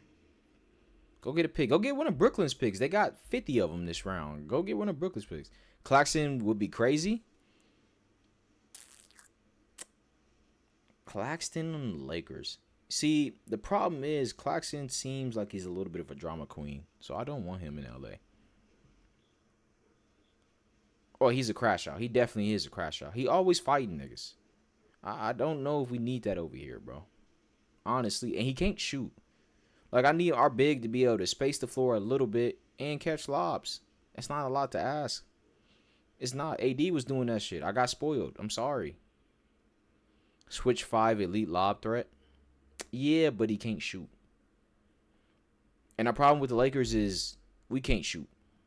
We need shooters. Capella is right there, and Capella's a free agent. I'll be down to take Capella. It's a couple of years too late. We should have took him like 2 years ago, but it is what it is. I'm willing. I would accept it. We got Maxi Kleber on roster. We can move that contract as well. 11 mil. That shouldn't be too hard. It's time to move on from Gabe Vincent as well. Dorian Finney-Smith.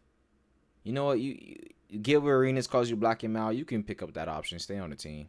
Be a 3-point shooter for us. I'm cool with it. We just need to make sure that we don't lose Austin Reeves too, because he's talking about he gonna leave. So it just all comes down to what Bron does. What the hell was that? Oh, that was my damn alert box wasn't on. I couldn't see that. Shout outs to whoever followed. I couldn't see it, but thank you for whoever followed. Just not that many shooting bigs available. If you only have the 5, you can't shoot. It's okay when you got Luka and Bron. No, it's not okay. No. I don't want to hear this shit, bro. Bron is getting older. For anybody who's looking at fucking Bron numbers, that's not... No. No, that pisses me off so much. Stop looking at LeBron's numbers thinking he's not getting older. He doesn't guard anybody on the fucking court. And he tires himself out. So in the fourth quarter, he can't do shit. It showed in the playoffs. If y'all watching the game...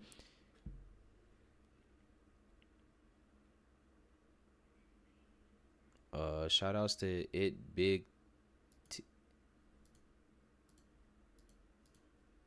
who is that? Hold on. I can't see.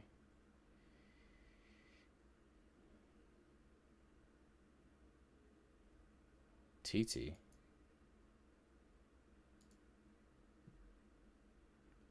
Yeah, Bron. I don't know.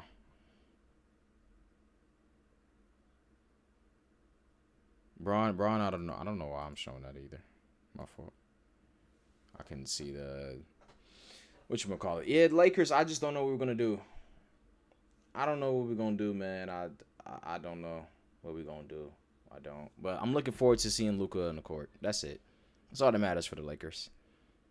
We talked a lot of draft today.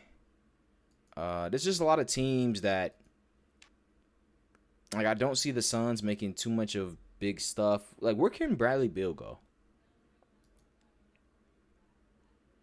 Missed the boat on KP. We didn't even have enough to offer for KP. He's making 30 mil. That's 3 players that we had to offer to even try to do it. We can't do it. Like, we could have thrown Rui in there, but I mean, now that I think about it, all they fucking took back was George Niang. So I guess we could have went for KP. It smell like chicken. Wait, I got chicken. I'm tripping. If all the niggas wanted was George Niang, we could have took it. You love the Lakers? Hell yeah. Laker Nation, baby. He isn't going anywhere with that no trade clause. That doesn't mean he's not going anywhere. That just means that he isn't going where he don't want to go. That's what that means. And I say like, hey, Brad, waive it. We'll trade you here. He waived that shit, and they just like, fuck, psych, nigga. But I don't know if teams could do that. I don't know if they could do that or not. So, because how much is he making? Let's see. Phoenix. Goddamn. Oh, my goodness. Niggas making 53 mil. They're cooked. Bro, they have to trade this nigga. He has a player option with the no trade clause. They have to. If I'm Matt Ishbia, how do you say his name? Ishbia? Or whatever. I'm getting on my knees and begging mans to waive that no trade clause, bro. I'm getting on my knees, bro. I promise you. I'm sitting there. Please, please, please. Get out of this. That's what I would do. That's what I would. Yeah, facts, highway robbery. There's a player. What's good, Danny? There's a player named Danny Wolf who is a candidate in the NBA draft, and his playing style is very similar to Jokic. Really? Is that you? Is that you? Because your name is Danny, or is it just a coincidence? Hey, bro, if that's you, I'll watch you. I see you right now. Danny Wolf, Michigan, 6'11". Wolf has good guard skills for his size. His playmaking ability evolved significantly under Michigan coach as he made the transition from Ivy League to Big Ten. Turnovers were a problem. Y'all say he played like Jokic. Fuck, turnovers is a problem. And he has some things to prove as a shooter. He lacks the ideal quickness and explosiveness to facilitate his defensive transition to the NBA. Wolf came close to a few triple-doubles, though. On numerous occasions this season, and was one of the most distinctive offensive talents. My fault, chat. I also have the chat not showing on the... I'm lagging. Lacking. Running pick and rolls while filling the stat sheet with rebounds and blocks due to his exceptional basketball instincts, improving his shooting consistency and demonstrating his shooting ability to guard either power forwards or centers would be crucial. Okay. I'm not mad at him as a prospect for him. He's projected to go 25. That's the thing. Let's do our... You know what? Can we do a mock draft? Let's do a mock draft. Sure. How do you do one on here? Is it Draft Cash?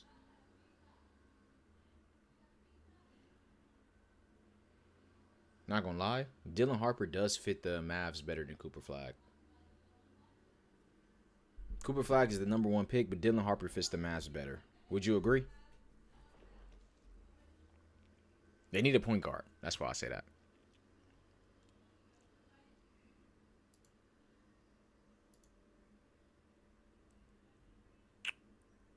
Bro, how do you do mock drafts on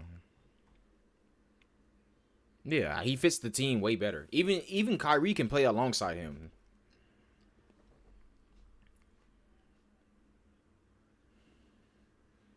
My favorite player is, like, period, ever, Kobe.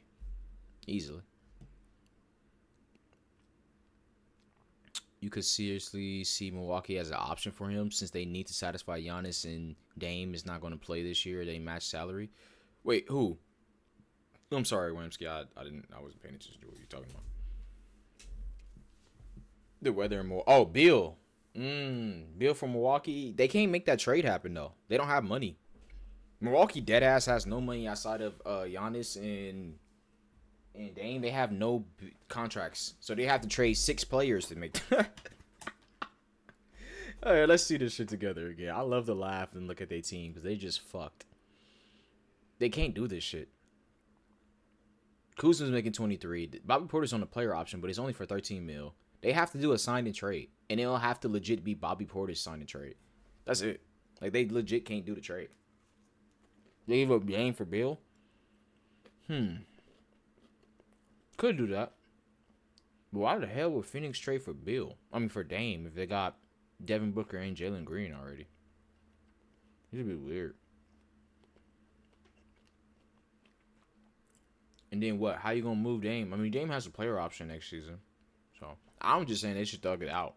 They should trade Giannis, get mad picks for Giannis, and then thug it out. That's what I would do. There's no point.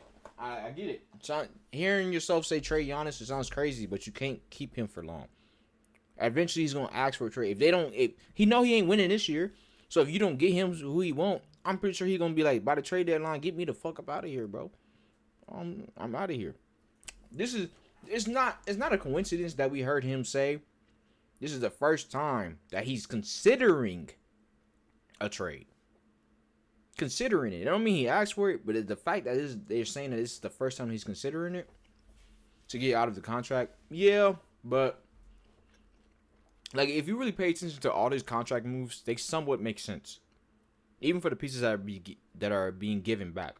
I don't think Phoenix in particular is going to want to do that, especially since they just did it for KD. They got Jalen Green in the process, a young star for their team for the future. Even though he don't mesh well with Devin Booker, it kind of makes sense. In this case, Bradley Beal ain't no young star. He old as shit. And I still would rather have Dame and Giannis than Bradley Beal and Giannis, even if Dame injured. Keep it a buck. But that's just me. I mean, if it happens, I definitely would be shocked. I'm not going to lie. I definitely would be shocked.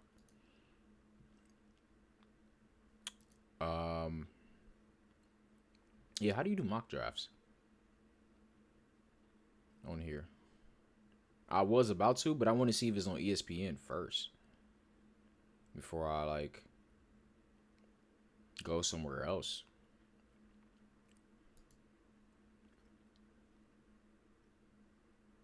Okay, well.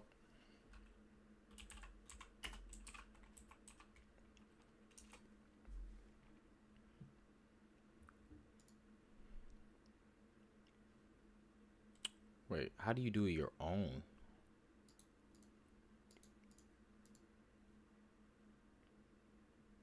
We already know what the lottery looks like.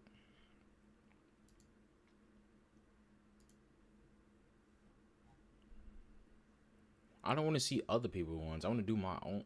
Man. Okay. Fanspo best for. What is Fanspo?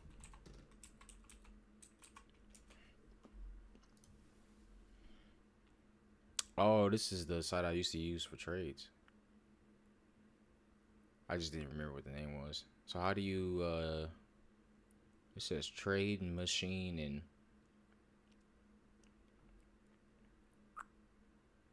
mock draft simulator.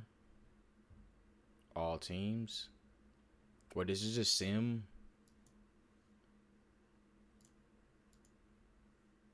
Oh no, this is where you draft players. Okay, yep. Dallas, they're going with Cooper Flag. Easy. Know that. Spurs. The Spurs have 3 picks in this draft.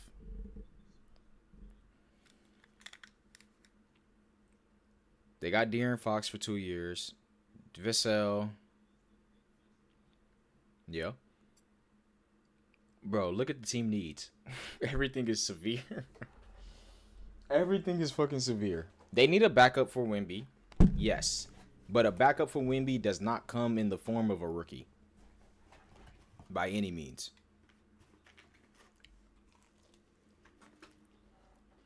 The Spurs can do something like go get Drummond. That would help them.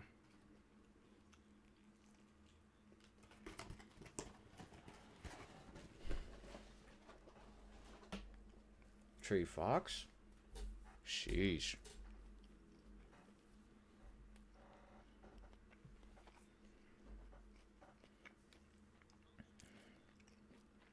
Damn, because Castle and Harper are both 6'6". Putting them next to each other? Bro. With Wemby in your back line? They just need to upgrade the power forward position because they don't have that. That's why I'm like, trade for Giannis, bro. If I'm them, I'm packaging that number 2 pick for Giannis, bro. I'm throwing it in Milwaukee face saying, look, what y'all trying to do? What y'all trying to do? Just go do it. That would be nuts. That would be nuts. For real. Okay. Well, we're going to take Dylan Harper because that just seems like what they're going to do. Give me fucking ad. 76ers. They only got 2 picks this draft.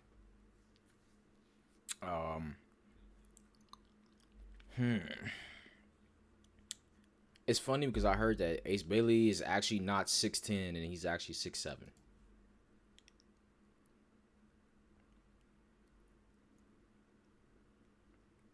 I just think he has to go number 3 for them. They need a small forward. He can start. That way you can bring Kelly Oubre off the bench next to Paul George. Yeah, they said they are. These 3. But I would move PG to the 2 because he was playing the 4 and center sometimes. He was complaining about that shit.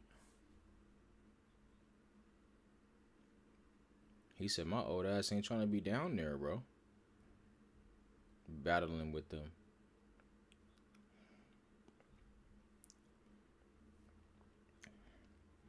What is Şengün's? If they are a win now, they might drive VJ. Is VJ that nice? Averaging 15. I know he's a lockup. He has really good defense. Poor hands, poor ball security on the perimeter. Damn, he can't. Forces some stupid shots. Who wrote this shit for him? That's funny as hell. Hey, to put forces some really stupid shots on there is crazy. Solid 2-way, yeah. I know he has good defense. Can poorly position himself on contest in the paint. Can be caught ball watching. Blows by players while defending drives if they jump shot. Or no, if they jump stop. Can be reckless on drives. For now, we're gonna say Ace Bailey because that's most likely who they're gonna pick up unless they move the pick. They could go VJ still. Hornets with the number 4 pick. When is Brandon Miller coming back? Do we know?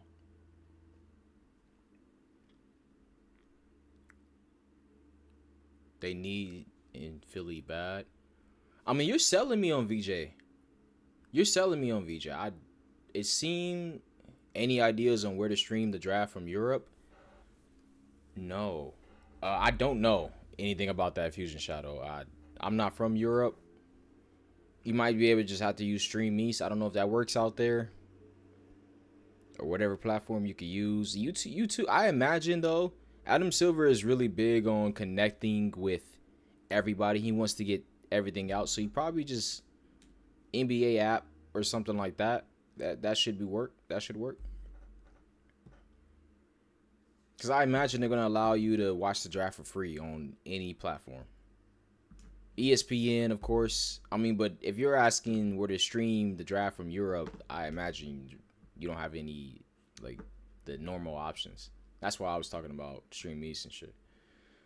Hornets. Hornets don't need any point guards. They got their main guy. They got their backup. They actually don't need any guards. They got so many damn guards. Nick Smith. Wait, is Nick Smith still on there? They got Nick Smith. They got Seth Steele. They got Josh Green. Brandon Miller can play the 2 or the 3. I think the Hornets need to space their. Honestly, I don't know what they need.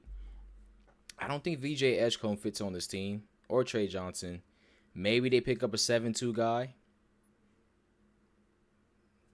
What do you think? It's just they're one of those teams that have a bunch of wings, but their depth in the center position or forward is kind of lacking, which I feel like they need to upgrade on. And I don't know if they can do that through the draft or they make a trade that way. Because who complements LaMelo the most? I don't think Brandon Miller specifically complements LaMelo. I think he's a good number 2 option, but he doesn't complement him as much. Because they both shoot threes. The Hornets are ass, and they are. They are ass. They're very buns, but they got to do something. Because they have to. The thing about the Hornets is they've been in the lottery for how many years straight now? They just had the number 2 pick last year. They got the number 4 pick now. No, they just had the number 4 pick last year, right? What year did they pick up Brandon Miller? Who was that with? 2 years ago, right? He was the number 2 pick that year. They picked up Tejan Saloon with the number 6 last year, I think. Yep. Wemby.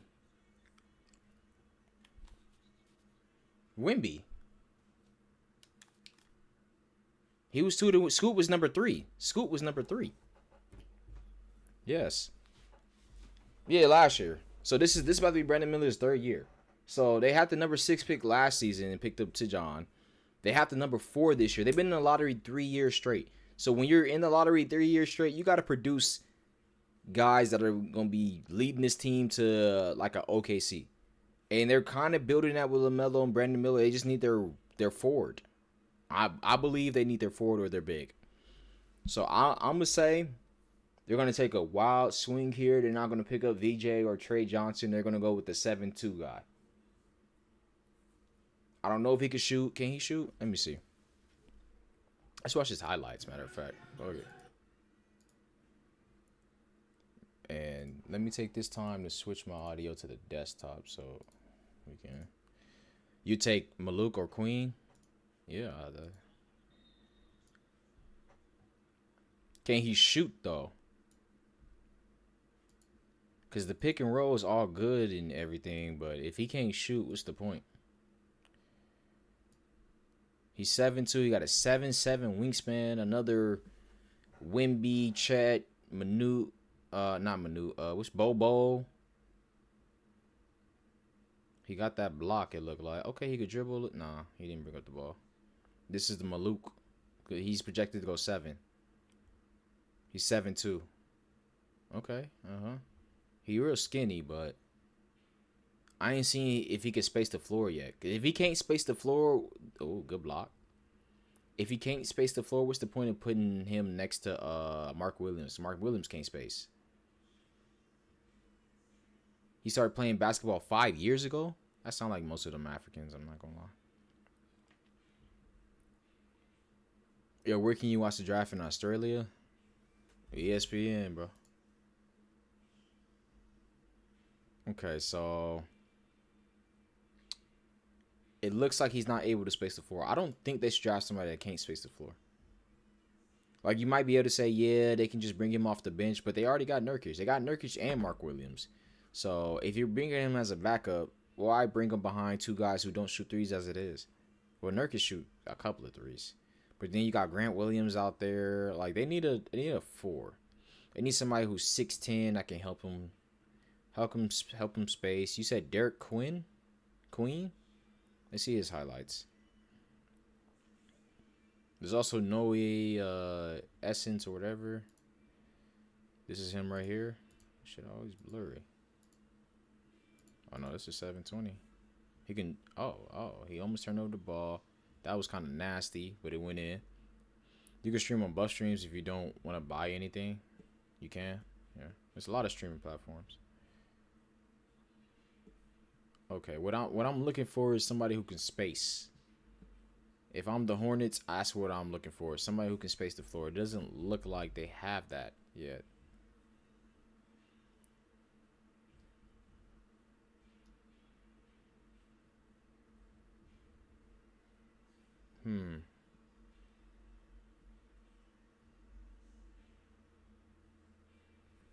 That's nasty. Yeah, I don't need to see more.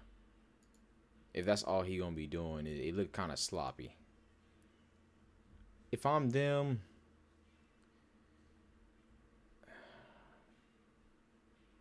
I just don't know. This guy is 6'7", no 6'8". He has an MVP award. He got to be nice. Not really any good in shooting bigs in his class. Yeah, that's unfortunate. Oh, we might have found the one though. We might have found the one. Let's see it. Getting offensive rebounds. He shot a 3 on the first play. He can attack. Look like he got a decent ball handle. Oh, he bringing up the ball. Dunk it. Okay. Pull up 3. Yeah. Oh, we found a guy. It's him. Yeah, he's 6'7". No, he's 6'8". They need a forward. He ain't a big. They need a forward though. All they got, bro, at the forward position, all they got is Grant Williams and Miles Bridges. And T-John. Now this can help them put Grant Williams at the 3, put T-John at the 3, give him another option. Shout outs to T.O. for the follow on Twitch. Appreciate it.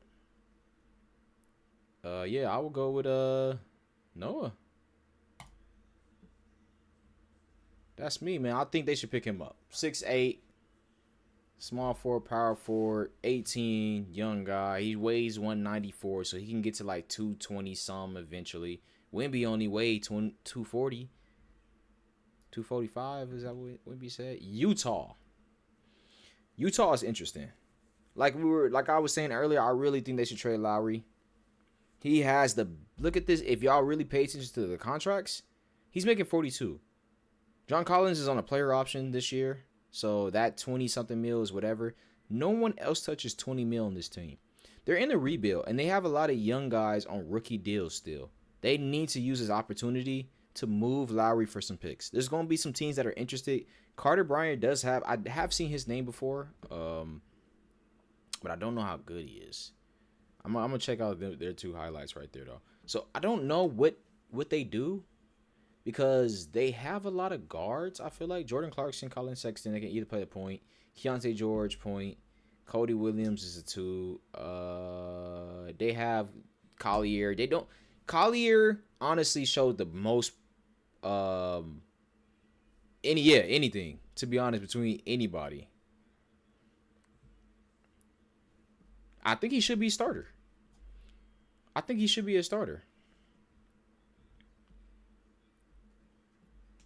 Well, Keontae was starting the majority of the season. It was Keontae. But he's not a true point guard. Yeah. Because Collier is an assist guy. He's a true point guard. A facilitator. Yeah, that's what they need. I think they have too many guards. They need small forwards. But they also just have a lot of young guys. They have a ton of young guys who they need to see the potential out of. They just picked up KJ Martin, too. They need to see the potential out of their team. In order for them to do that, they need to go to a full rebuild. I know they have 3 picks this draft, but trade lottery marketing. Time to move on from him, get as much draft capital as you can. Maybe get another piece in there, like who's like a Jordan Poole or a guy who has a big contract but can be moved. What guy is that like that around the league right now? That has that is getting paid a lot but not performing that way. Besides Larry, I'm talking about like trading for Trey Johnson 100% for Utah. He's a freaking nasty bucket getter. But do they need a bucket getter? Do they need another guard? Is what I get what you're saying, Wemsky, but goddamn, they got 6 guards. How many more guards can fit on this team to where it's like who's going to actually score unless he just takes over? He pushes Colin Sexton to the side, Jordan Clarkson to the side, and says, "Yo, give me the ball." I just feel like they have too many guards, and if you trade, the problem with trading for guards is you have to trade away these young guys. These guys are also in their rookie deals. They're not even worth anything right now. So since they're not paid, you trading them for another rookie or an asset that won't really give you nothing in return. It kind of doesn't work out for you. It's kind of like when we traded Who do we trade Jalen Hood-Schifino for?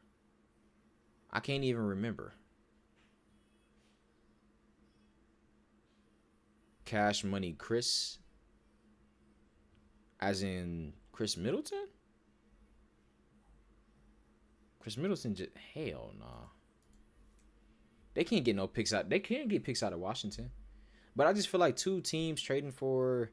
Like, there's going to be a contender that wants Larry Marketing. Who? I don't know. I mean, Atlanta just traded for KP. Boston, there's no way y'all get Lowry. Wait. Y'all can't even do that.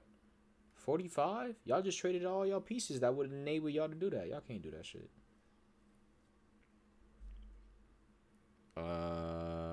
Charlotte not doing that. Brooklyn, they don't have the money. Chicago, they don't have the money. Patrick Williams. Chicago does have to trade Patrick Williams. They got Zach Collins. I don't know. Maybe the Hawks. Yeah, I would have thought that too, but since they got Porzingis now, it kind of makes it difficult because they didn't trade nothing away. They literally gave up Terrence Mann and George Niang and got Porzingis in return. These motherfuckers, whoever the Hawks GM is over there, he went crazy. That was a good ass trade for them. I thought they was gonna have to give up something else, but no, they didn't. Maybe they just keep this pick, take Trey Johnson, like you said. Just keep the pick and trade him. Washington is next. I can see Washington going for VJ Edgecombe. That's not too much of a hard decision for them. They don't have a 2. They just got rid of well, they have CJ, but fuck CJ. Cavs and move Mobley to the 5 and trade away Jared Allen. The Cavs. The Cavs are an interesting team because do they trade Garland and Allen? I do think they trade Jared Allen. Look how much money this motherfucker's about to be making in the future. 28 mil? 30 and then to 32? Nah, they got to move off of him. But I think they trade Garland too. Now, they tried to get KD for Garland, which means that's where they view his value at. And I can't blame them. He's an all-star. Well, he was an all-star last year. Did he get all-star this year? No, right? Garland? Garland didn't get all-star this year. I don't think so.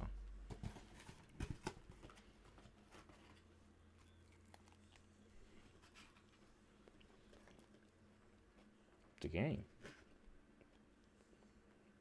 I don't think he could be all NBA.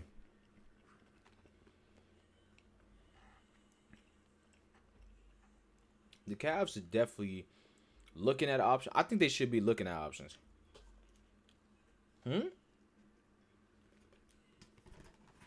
Not this year.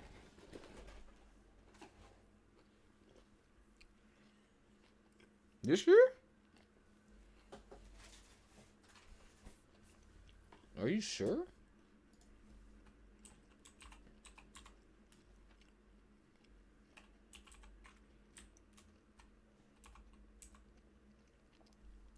Let me double check that.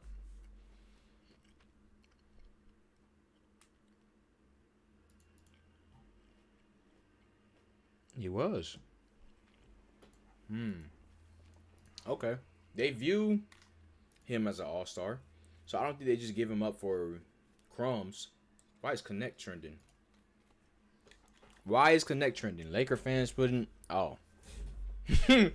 Laker fans putting Gabe Vincent in a first-round pick in mock trades. Trade idea. Lakers trade for RJ to add a defensive wing. We get RJ and Colin Castleton. And the Raptors get Gabe Vincent, Vanderbilt, and Dalton. Aiden? Hell no.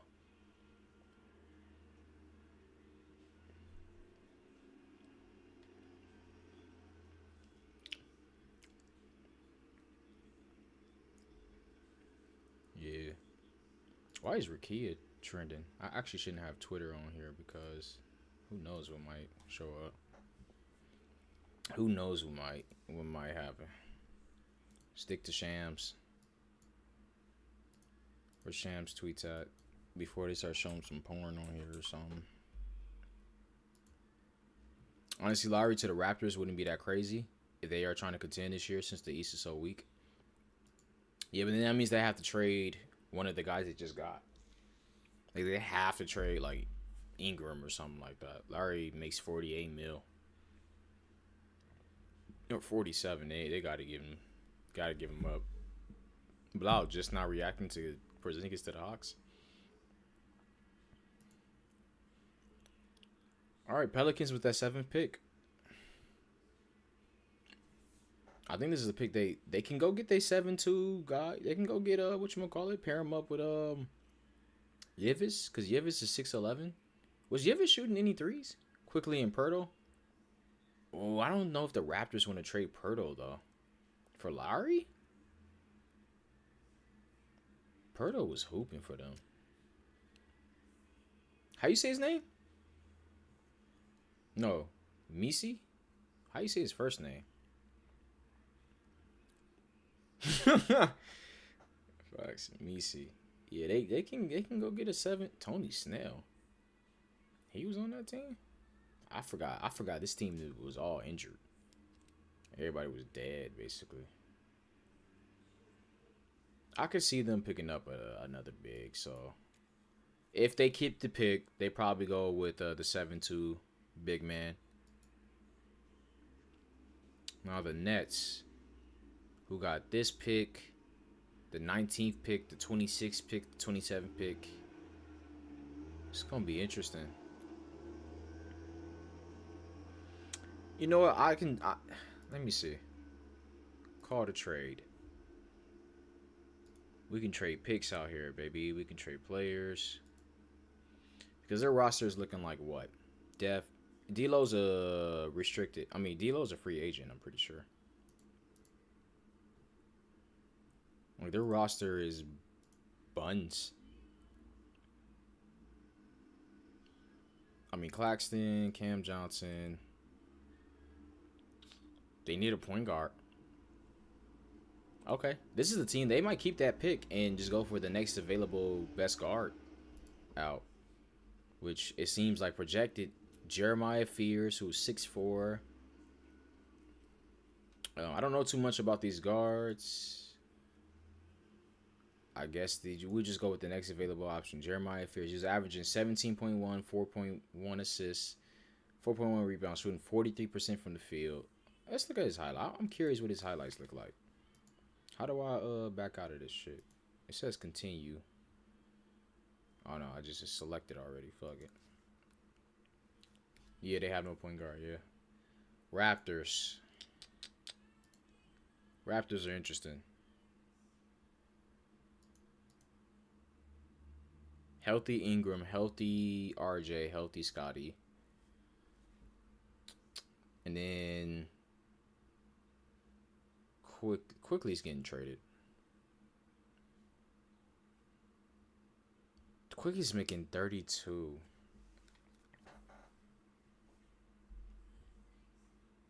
Quickly's getting traded, bro. He got to get traded. He has to get traded. Has to.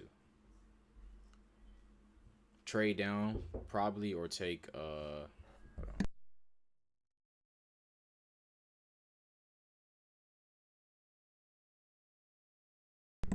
Trade down or take Khan.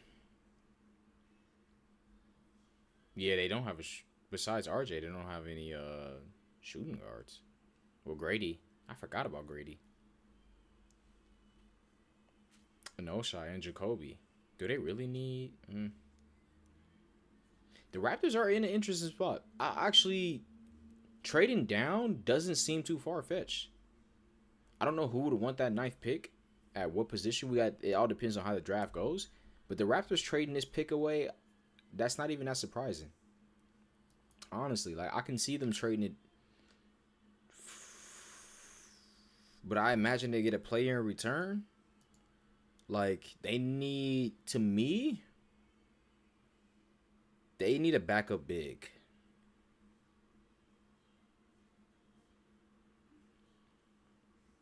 See, I recognize his name. Why? I don't know why people put in Colin Castleton in trade talks for us. He was on our summer league team, I'm pretty sure. If we didn't want him then, why the hell are we gonna trade for him? Nets, they have 5 picks and they get Cameron Johnson. Cameron Johnson coming off the bench for this Raptors team. I mean, it's not that far fetched. It could be. He came off the bench in Phoenix and was doing his thing, so I can see it. But I think they more so need another big. Like they legit need a 5, other than Jakob. They don't have not like actual good options. Now, if they do trade with the Knicks, they can do like a. But the Nets, why would the Nets want to trade up?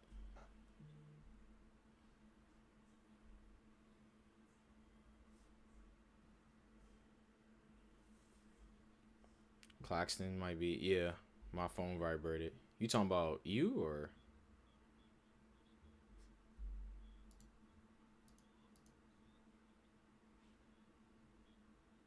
Oh yeah, it's just this. Let me see, Chris Haynes. Look on his, or even Centel at this point. Or I said Central. Even Centel, bro. Centel will have you talking about some crazy stuff.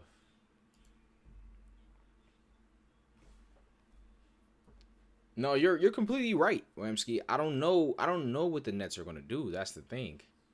Because with the Nets having this many, the problem with picks is we're not able to determine that right now. To be completely honest, that's just something out of the realm. Like the Nets can literally trade one of those first round picks for a fucking future first round pick. Who knows how that's going to impact the team? Like maybe they give it to the Lakers. I don't know what they're for in money compensation, dude.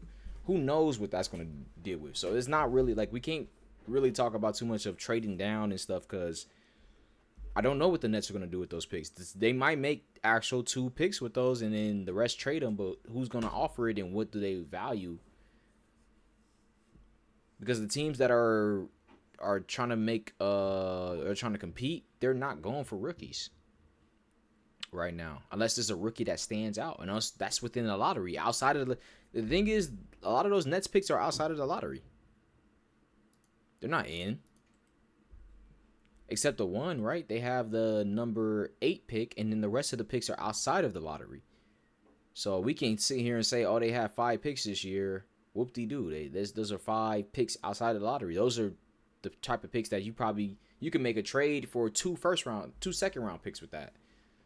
That's why it's like the value of it is cool, but it ain't pushing the needle as hard as it should. Yeah. 19, 22, 26, and 27. I imagine they either get some future first rounds for these or some second round picks. And that's the max they're going to get. I don't see them getting like a crazy player for them. Because what team wants that unless they're just a down bad team? But any team that's like at the bottom has a future. Utah already has draft picks. They don't even need to trade for those. Pelicans, they probably will want draft picks, but what would they offer? Zion?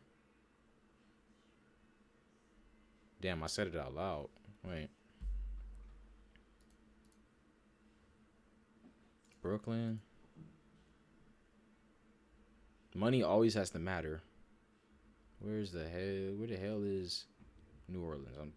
I'm looking for Pelicans. Zion. Let's just put up Clowney. I want to see how much they have to cut. Oh, they need to match the money for real. I thought, why doesn't Brooklyn, how the hell are they over the tax? It's because they still got these guys on here. Why is D'Lo still on there? D'Lo should not be on there anymore. Like, he's not even under contract no more. Move Cam Johnson. Or actually, Claxton, Zion, try it. They need to cut 6 mil or just trade. No Clowney. Whitehead. Try it. Trade works. That could be a potential thing. You get these trash players. Well, let me not say trash. I think Noah Clowney is decent. and Claxton is whatever. For Zion and some draft capital? No. You give up the draft capital. For Zion, though. I wouldn't be mad if Brooklyn did something like that. Or if the Pelicans did that. But they just traded for Poole. I don't know. See, when you start talking about what the Brooklyn can do, is like, what can they really offer, though? Like, who's going to really take those unless they're giving up? It can't be no players involved, at least from what I see. So the Raptors could trade down. They definitely could trade down, but I can also see them picking up and going for a big. So we would just do like Derek Quinn, right? Zion about to be 300 pounds in New York. Sheesh. Wait, New York? Oh, you talking about if he were to trade to? I think Zion, he wants to beat those allegations, and he's gonna have a different mindset, because for what it was, people can go, oh, injury this, injury that. He played 44 games. He played the same amount of games as Brandon Miller, and nobody fucking says anything about Brandon Miller, because I get it, he got a season-ending injury. But when you look at the amount of games, you'll say, oh, Brandon Miller didn't even play that many games. No, he played 40. Zion played a lot too. Played the same amount. I think for what it's worth, that Pelicans roster, that entire roster just had some type of injury bug. The entire roster. It wasn't just him. CJ was on and off. DeJounte out for the season. Alvarado was even out at some point. The only person who could suit up every day was Trey Murphy. That was it. So I'm not blaming him for that. Now the Suns with the 10th pick, after giving away Kevin Durant, now they got Jalen Green and Devin Booker. They're in need of forwards.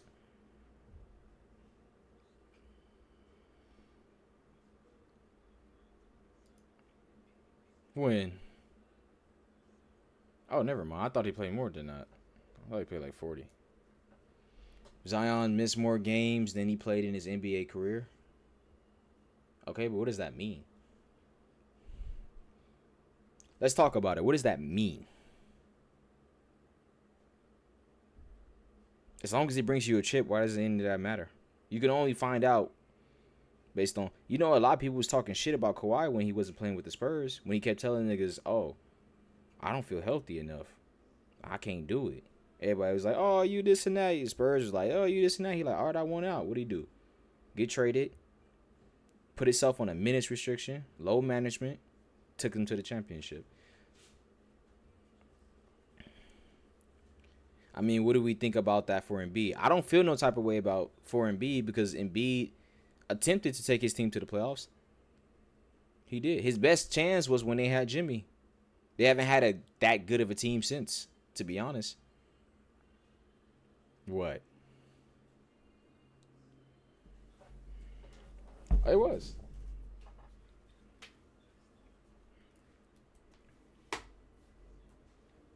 Mm-hmm. It was fire. That was his best chance. Ben was still on the team too. That was his best chance. His team hasn't been that good since, so we can't just expect Embiid to go out there. Embiid was still like low-key injury problem. Like, I think I brought it up when me and Blah was talking about it one day, arguing about it. I'm like, Embiid played less games in some of those seasons. If I remember, let me see. Joel Embiid. It's easy to look up on Basketball Reference because it usually has the shit.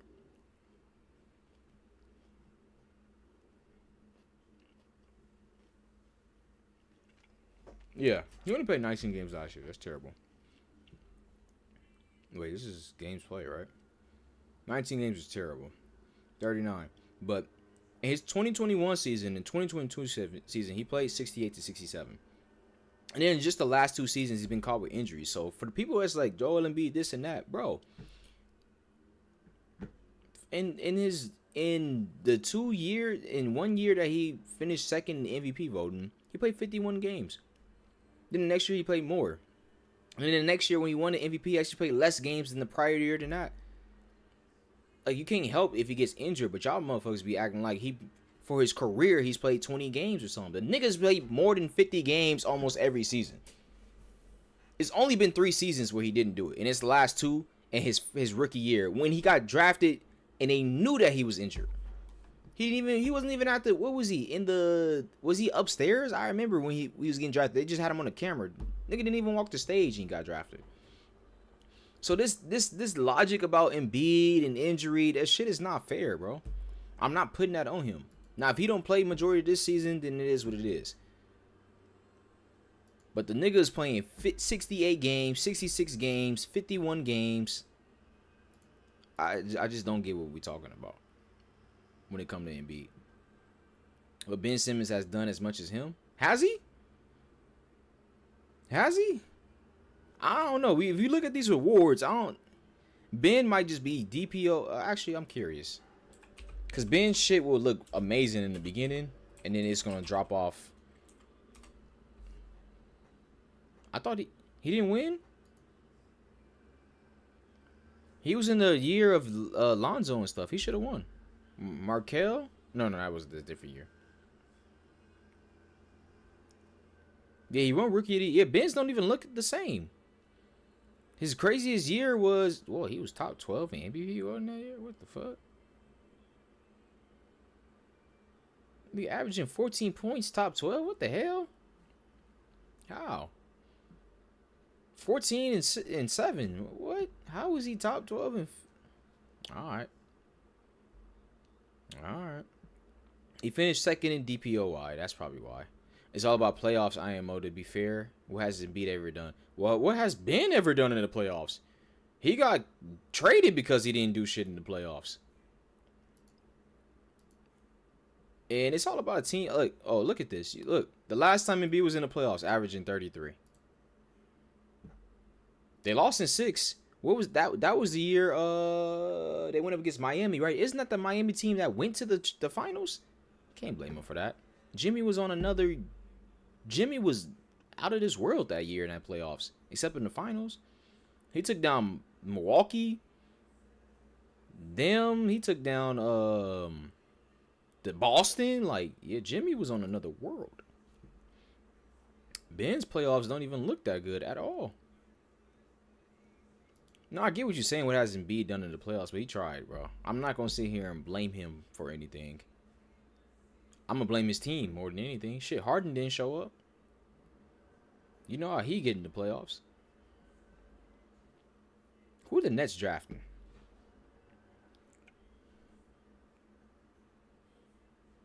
Who do they even have on their roster? Matter of fact. Let me close Bleacher Report. And Chris Haynes ain't even. Chris Haynes, you lacking, bro. You ain't 5 hours ago. You supposed to be like Shams. Where the hell are all your reports at, bro? For 33 for what? To beat Brooklyn, who just traded KD to be sent home next round. I mean, second round, right? Second round. The crazy thing is, your argument is if he would have been dropped out the first round, you'd have been saying he couldn't even make it out the first round. Now that he making out the second round, it's like, damn, he got sent home next round. I mean, shit, he made it out the first round at least. Can't win everything. Some people just gonna get dropped out the second, or it depends on matchups. Like, can you hold it against Denver for losing in the second round? No, they went up against OKC.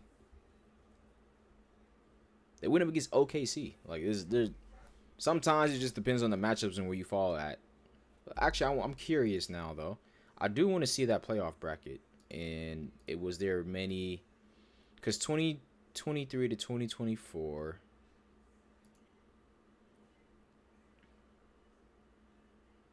They played New York. Oh, that was that year. I thought this was the other... they played New York, and he was averaging 30.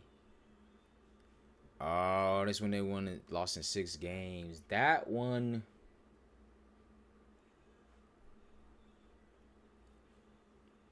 Who the hell was Harden still on the team? Against New York? I don't remember that. Who they had? Let me see the box score.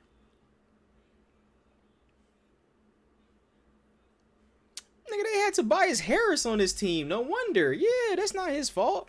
This shit was ass. Look at this. I'm surprised they made it to the playoffs. Kyle Lowry and Maxey starting together with Oubre, Embiid, and Tobias Harris, bro. These niggas had Tobias Harris. You can't hold that against him.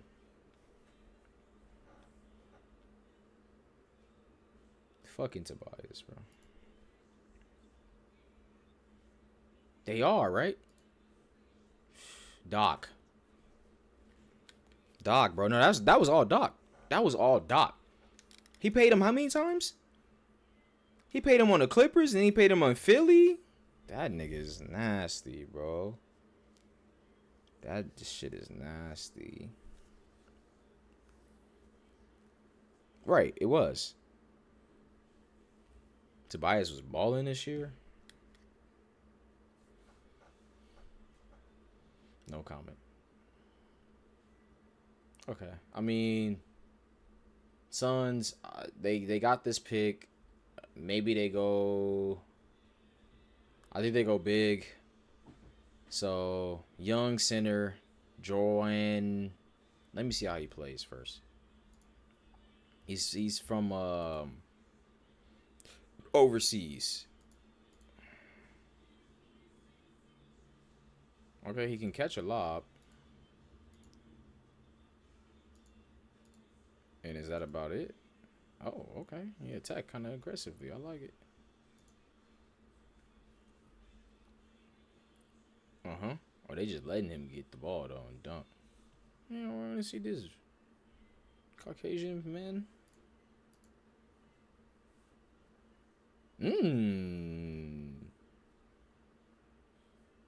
That was a crazy block.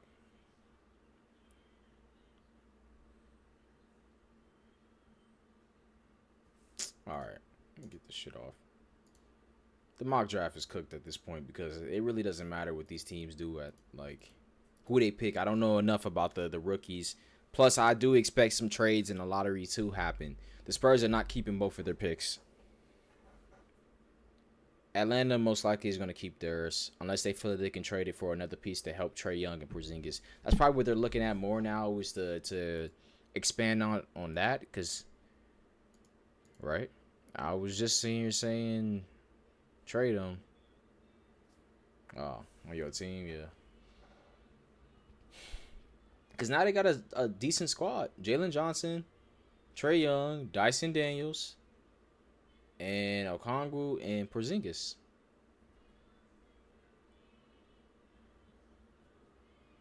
They still got, yeah, Rishon Shea.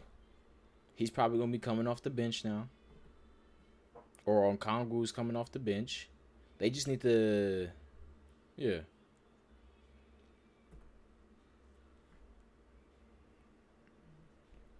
They just need depth. They don't have depth.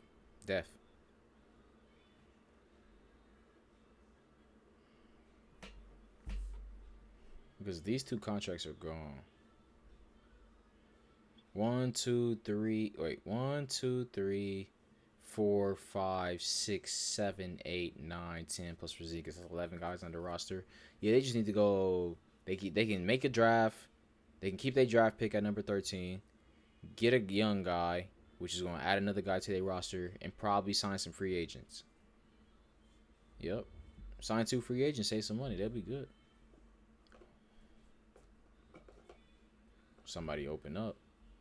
Get Giannis over there.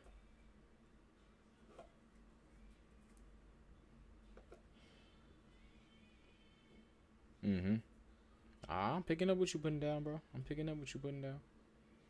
I like the idea of it.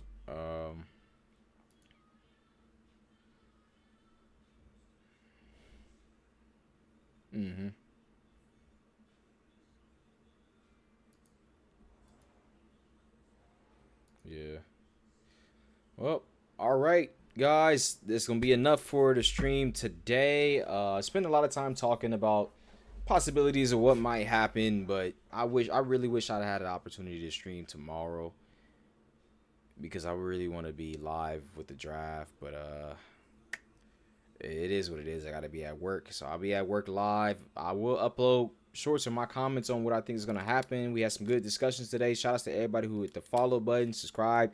If you're new to the channel, check out all the links in the descriptions for the channel. Make sure you follow us on Twitch, subscribe on the YouTube. I also got other channels coming and other projects I'm working on, so I'll let you guys know of everything. But you can expect more streams like this to come and more coverage on the NBA as well as the NFL. The NFL is getting closer and closer to the start, and I will be covering that too. I'm excited for this next season. Aaron Rodgers is talking about he might retire. I don't know if he's looking for attention or this is for real his farewell tour. So to be determined on that. I'll catch you guys probably tomorrow. Well, no, I work 4:30 to 1 a.m. tomorrow. So I'll catch you guys Thursday morning with our reaction to the NBA draft and possible trades that we either get tomorrow or we might be expecting. So